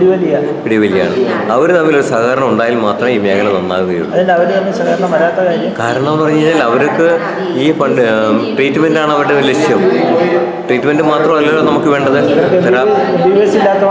എന്തോ MBBS ഇല്ലാത്തതിനെക്കാട്ടിലും കൂടുതലും അവരും ഹൈലി ക്വാളിഫൈഡ് ആണ്. അവരും 5 വർഷം കഴിഞ്ഞ് PG കഴിഞ്ഞ് ഡോക്ടറേറ്റൊക്കെ ഉള്ളവരുണ്ട് അതിനകത്ത്. ഡോക്ടേഴ്സ് ഇവരൊരു ടെക്നോളജി ടെക്നിക്കൽ അസിസ്റ്റൻ്റ് ആയിട്ടാണ് ഇവരെ കണക്കാക്കുന്നത്. അതാണ് ഏറ്റവും വലിയ വിഷയം. മെഡിക്കൽ RPWD ആക്ട് പറയുന്നത് 3 പേരാണ് നിർബന്ധമായിട്ടും വേണ്ടത് മെഡിക്കൽ ബോർഡിൽ. Medical superintendent, clinical psychologist, psychiatrist, പിന്നെ വേണമെങ്കിൽ പീഡിയാട്രിഷ്യൻ. ഈ 3 പേര് നിർബന്ധമായിട്ട് വേണം. അത് പലപ്പോഴും ഇത്രയും കാലം നടന്നുകൊണ്ടിരുന്ന അങ്ങനെയല്ല. ഡോക്ടേഴ്സ് മാത്രമായിരുന്നു. അതുകൊണ്ടുള്ള പരാജയമാണ് ഇത്രയും സംഭവിക്കാൻ കാരണം. പുതിയ ആൾക്കാർ വന്നാൽ അവർക്ക് അവരംഗീകരിക്കാൻ അവർക്ക് ബുദ്ധിമുട്ടാണ്. എന്തോ ഫോൺ നമ്പരോ ഞാൻ കാർഡ് തരാം സാറേ. എൻ്റെ കാർഡ് എന്തോ.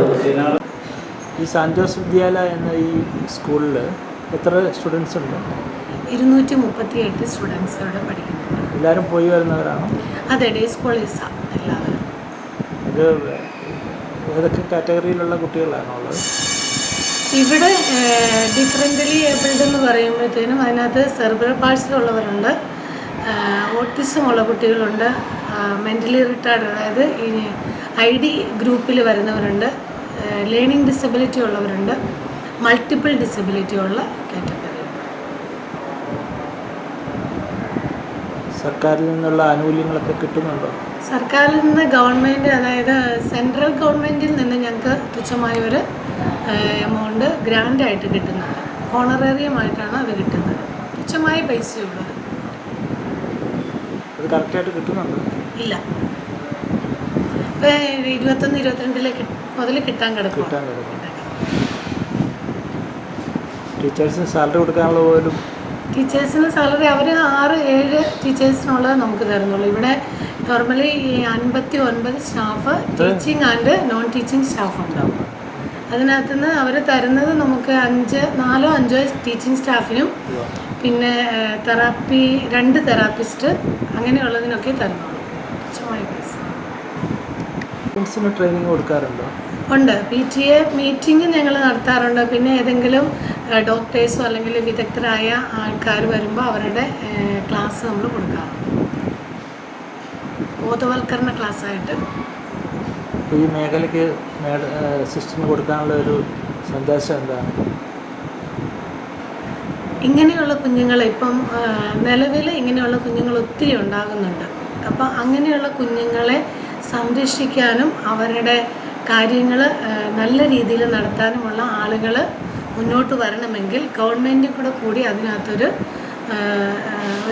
സാമ്പത്തികമായിട്ട് സഹായം ചെയ്തെങ്കിൽ മാത്രമേ ഉള്ളൂ സ്കൂളുകൾക്ക് നല്ല രീതിയിൽ കൊണ്ടുപോകാനായിട്ട് ഇവരെ ഒന്ന് കെയർ ചെയ്ത് കൊണ്ടുപോകാനായിട്ട് സാധിക്കുള്ളൂ. കാരണം ഇവരെ കെയർ ചെയ്യാൻ വരുന്ന സ്റ്റാഫ് എന്ന് പറയുന്ന പുറത്തുനിന്ന് വരുന്ന സ്റ്റാഫാണ്. അവർ ജോലിക്ക് വേണ്ടി വരുന്നവരും അതിൻ്റെ കൂടെ തന്നെ ഈ കുഞ്ഞുങ്ങൾക്ക് വേണ്ടിയിട്ട് സേവനം ചെയ്യാനായിട്ടും വരുന്നവരാണ്.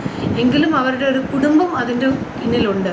ആ കുടുംബത്തെ സംരക്ഷിക്കാനുള്ള ഒരു കടമ ഈ ജോലി ചെയ്യുന്ന വ്യക്തികൾക്കുണ്ട്. അപ്പോൾ അതിന് കൊടുക്കാനായിട്ട് അവർക്ക് സാലറി, അതായത് ശമ്പളം ഉണ്ടെങ്കിൽ മാത്രമേ ഉള്ളൂ അവർക്കത് നല്ല രീതിയിലൊക്കെ ചെയ്തു പോകാനായിട്ട് പറ്റുള്ളൂ. വിദേശ രാജ്യങ്ങളിലൊക്കെ ഇങ്ങനെ ഒരു കുട്ടി ഉണ്ടായിക്കഴിഞ്ഞാൽ പേരൻസിന് സാലറി കൊടുക്കും, വേറെ ജോലിക്ക് പോവുകയും വേണം. അതെ, തീർച്ചയായും. ആ ഒരു സംവിധാനം ഇവിടെ വരേണ്ടതാണ്. ആ ഒരു സംവിധാനം നമ്മുടെ കേരള ഗവൺമെൻറ്റും കൂടി അങ്ങനെ ചെയ്യുവാണെങ്കിൽ ഈ കുഞ്ഞുങ്ങൾക്കും അവരുടെ പേരൻസിനും ഒത്തിരി സഹായമാണ്. ശരിക്കും ഗവൺമെൻറ് ഓഫ് ഇന്ത്യ ഇതിനകത്ത് ഇടപെട്ട് ചെയ്യുന്നതാണ്. മറ്റ് സ്റ്റേറ്റുകളിലൊക്കെ അവസ്ഥ എന്താണ് ഇങ്ങനെയുള്ള? മറ്റ് സ്റ്റേറ്റുകളിൽ ഈ കേരളത്തിൻ്റെ അല്ലാത്തുള്ള സ്റ്റേറ്റുകളിലെല്ലാം കുറേ നമ്മുടെ അവരുടെ ഗവൺമെൻറ് നല്ല രീതിയിൽ ഈ കൊച്ചുങ്ങളെ പ്രോത്സാഹിപ്പിക്കുന്നു, അവരുടെ പേരൻസിനെ പ്രോത്സാഹിപ്പിക്കുന്നു. അവർക്ക് നല്ല നല്ല കാര്യങ്ങൾ ചെയ്യാനായിട്ടുള്ള സംവിധാനങ്ങൾ ഒരുക്കി കൊടുക്കുന്നുണ്ട് മറ്റ് സ്റ്റേറ്റുകളിൽ. ഇവിടെ അത്രയും സംവിധാനം ഇല്ല. ഇവിടെ നമ്മുടെ സ്റ്റേറ്റിന് അത്രയും സംവിധാനം കൊടുക്കുന്നില്ല. അപ്പോൾ ഒരു 200-300ഓളം കുട്ടികൾ സ്കൂളുകൾ കേരളത്തിലുണ്ട്.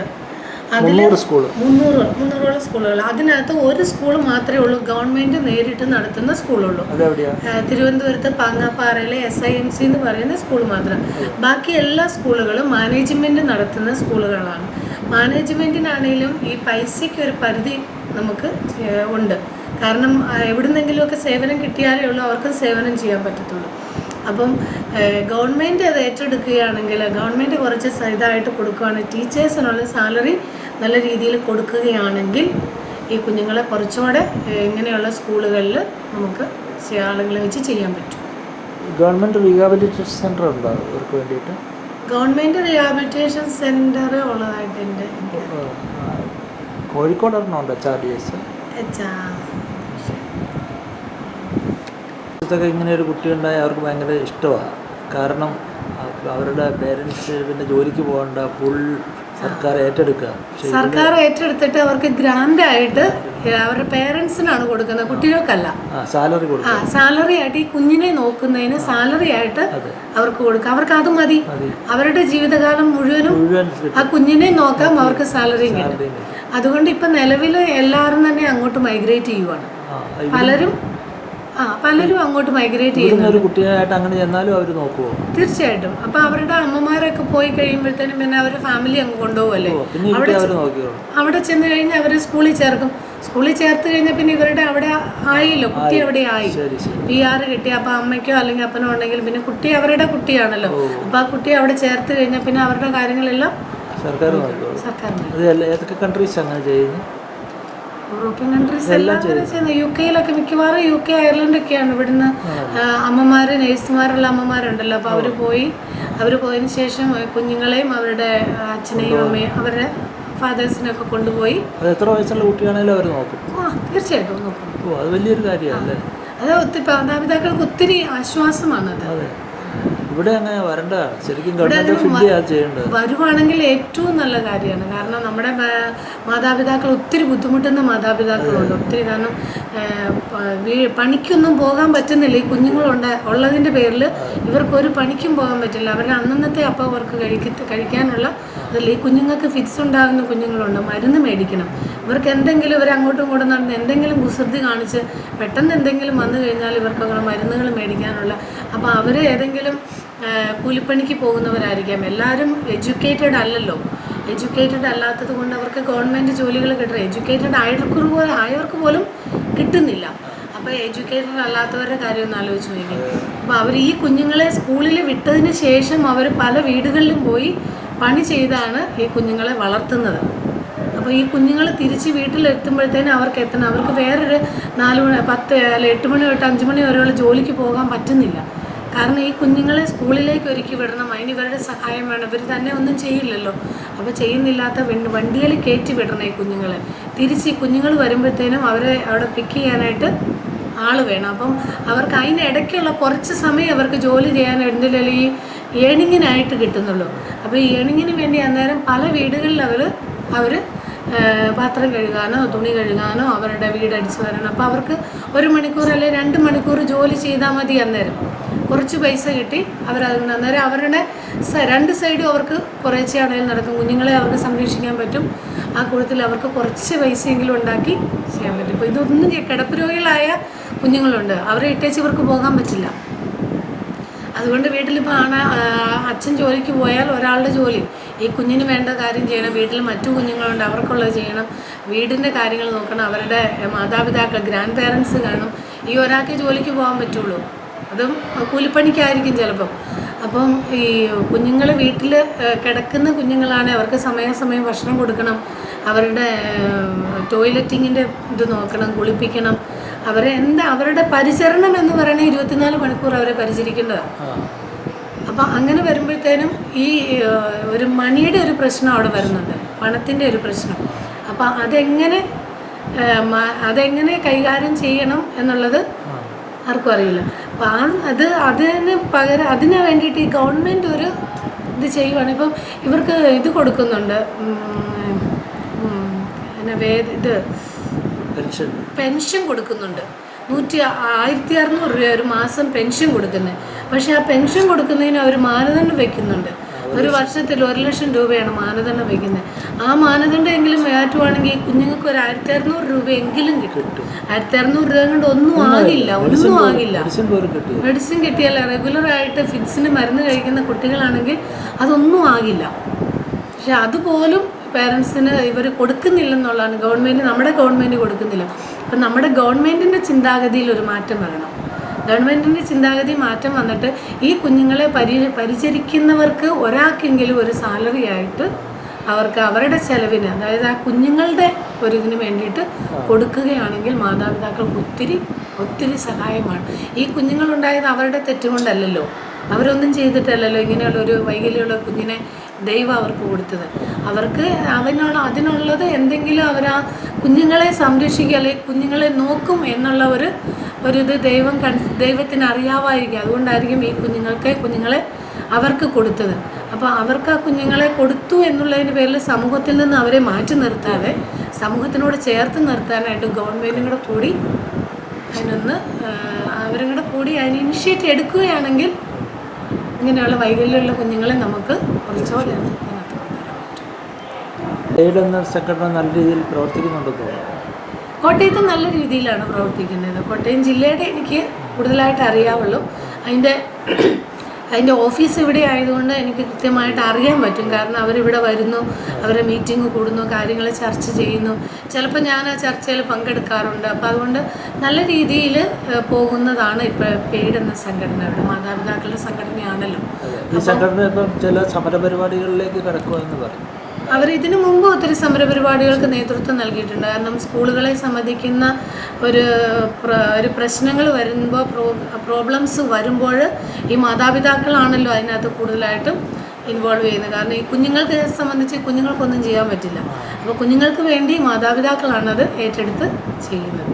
അപ്പോൾ ഈ സംഘടന ഒത്തിരി കാര്യത്തിൽ ഇങ്ങനത്തെ പാക്കേജ് കിട്ടാതെ വന്നപ്പോഴും പാക്കേജിൻ്റെ പൈസ കിട്ടാതെ വന്നപ്പോഴും ഒക്കെ അവർ സമരത്തിന് ഇറങ്ങി, ജില്ലയിൽ സമരം ചെയ്തു, അതുപോലെ സ്റ്റേറ്റിലേക്ക് സമരം ചെയ്യാൻ പോയി. ഇതിലെല്ലാം ഞങ്ങളിവിടെ സ്കൂളും അതുപോലെ തന്നെ രണ്ടും കൂടെ കൂടി സഹകരിച്ച് ചെയ്ത സമരം.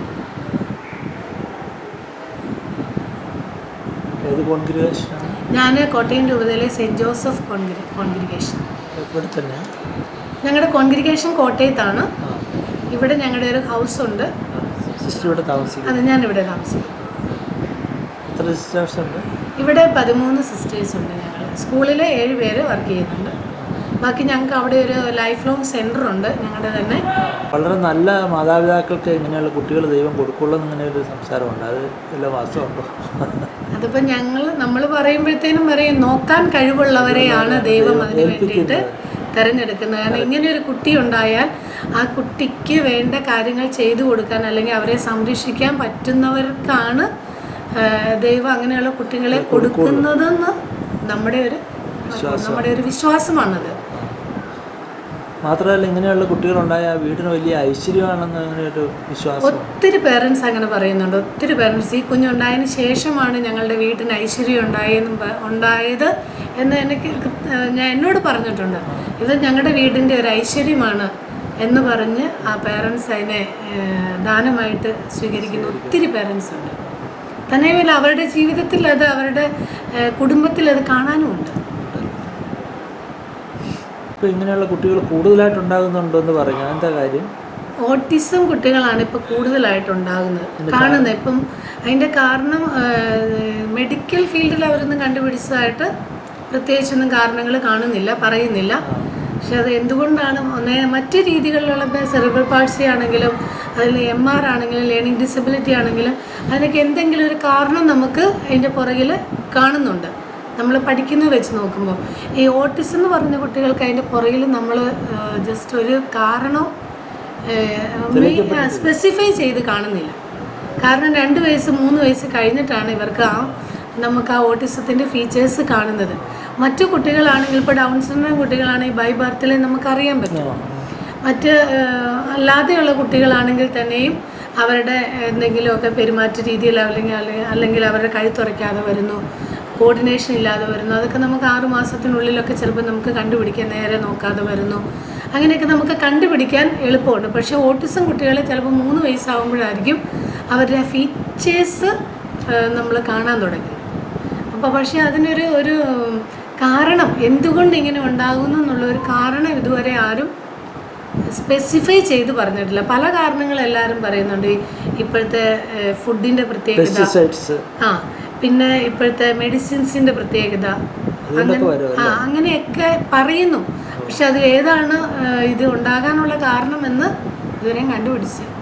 കെമിക്കൽസ് എല്ലാം DNA വരെ അഫക്റ്റ് ചെയ്യുന്നുണ്ടെന്ന് പറയുന്നു. തീർച്ചയായും ചെയ്യും. ഇപ്പം നിലവിൽ ഈ ഓട്ടിസം കുട്ടികൾ ഒത്തിരി കാണുന്നുണ്ട്, ഒത്തിരി കൂടിക്കൊണ്ടിരിക്കുകയുള്ളൂ. അതെ, മറ്റു കുട്ടികൾ ഇപ്പം അധികം അങ്ങനെ ഇല്ലെന്നല്ല, ഓട്ടിസത്തിൻ്റെ ഒരളവ് കൂടി. ഇപ്പം നേരത്തെ ഓട്ടിസം അങ്ങനെ ഇല്ലായിരുന്നു, അധികം അളവില്ലായിരുന്നു. ഈ MR കുട്ടികളെയൊക്കെ ഗർഭത്തിൽ വെച്ച് തന്നെ അബോർട്ട് ചെയ്യുന്നുണ്ടെന്ന് കുറേയല്ല. അതുകൊണ്ടാണ് MR കുട്ടികൾ കുറയാൻ കാര്യം. സ്കാൻ ചെയ്യുമ്പോൾ അറിയാമെന്ന് പറയും.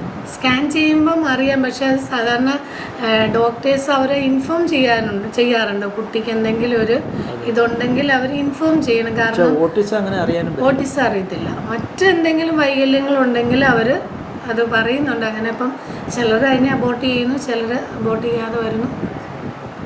എല്ലാം ദൈവത്തിൻ്റെ കൈകളിലാണ്. പിന്നെ ധാരാളം ട്രോഫികൾ കാണുന്നുണ്ടല്ലോ. ഇത് സ്കൂളിന് കിട്ടിയതാണ്. ഞങ്ങളുടെ കുഞ്ഞുങ്ങൾ സ്പോർട്സിൽ അല്ലെങ്കിൽ കലാകായിക രംഗങ്ങളിൽ പങ്കെടുത്ത് അവർ നേടിയെടുത്ത ട്രോഫികളാണ് അവിടെ ഇരിക്കുന്നത്.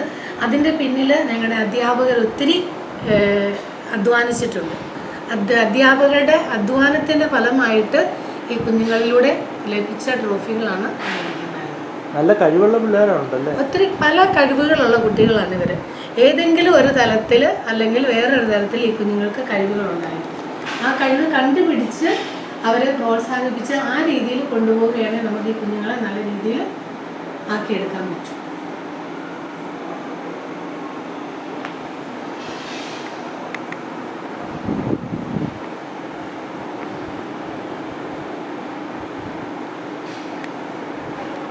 അങ്ങനെയുള്ള ബുദ്ധിവൈകല്യമുള്ള 20 ലേഡീസ്, അതായത് പ്രായം ചെന്നവരെ സ്ഥിരമായിട്ട് താമസിപ്പിക്കുന്നു. അത് എത്ര വർഷമായി തുടങ്ങിയിട്ട്? അത് വർഷങ്ങളായതാണ്. 50 വർഷമായ ലേഡീസ് മാത്രം.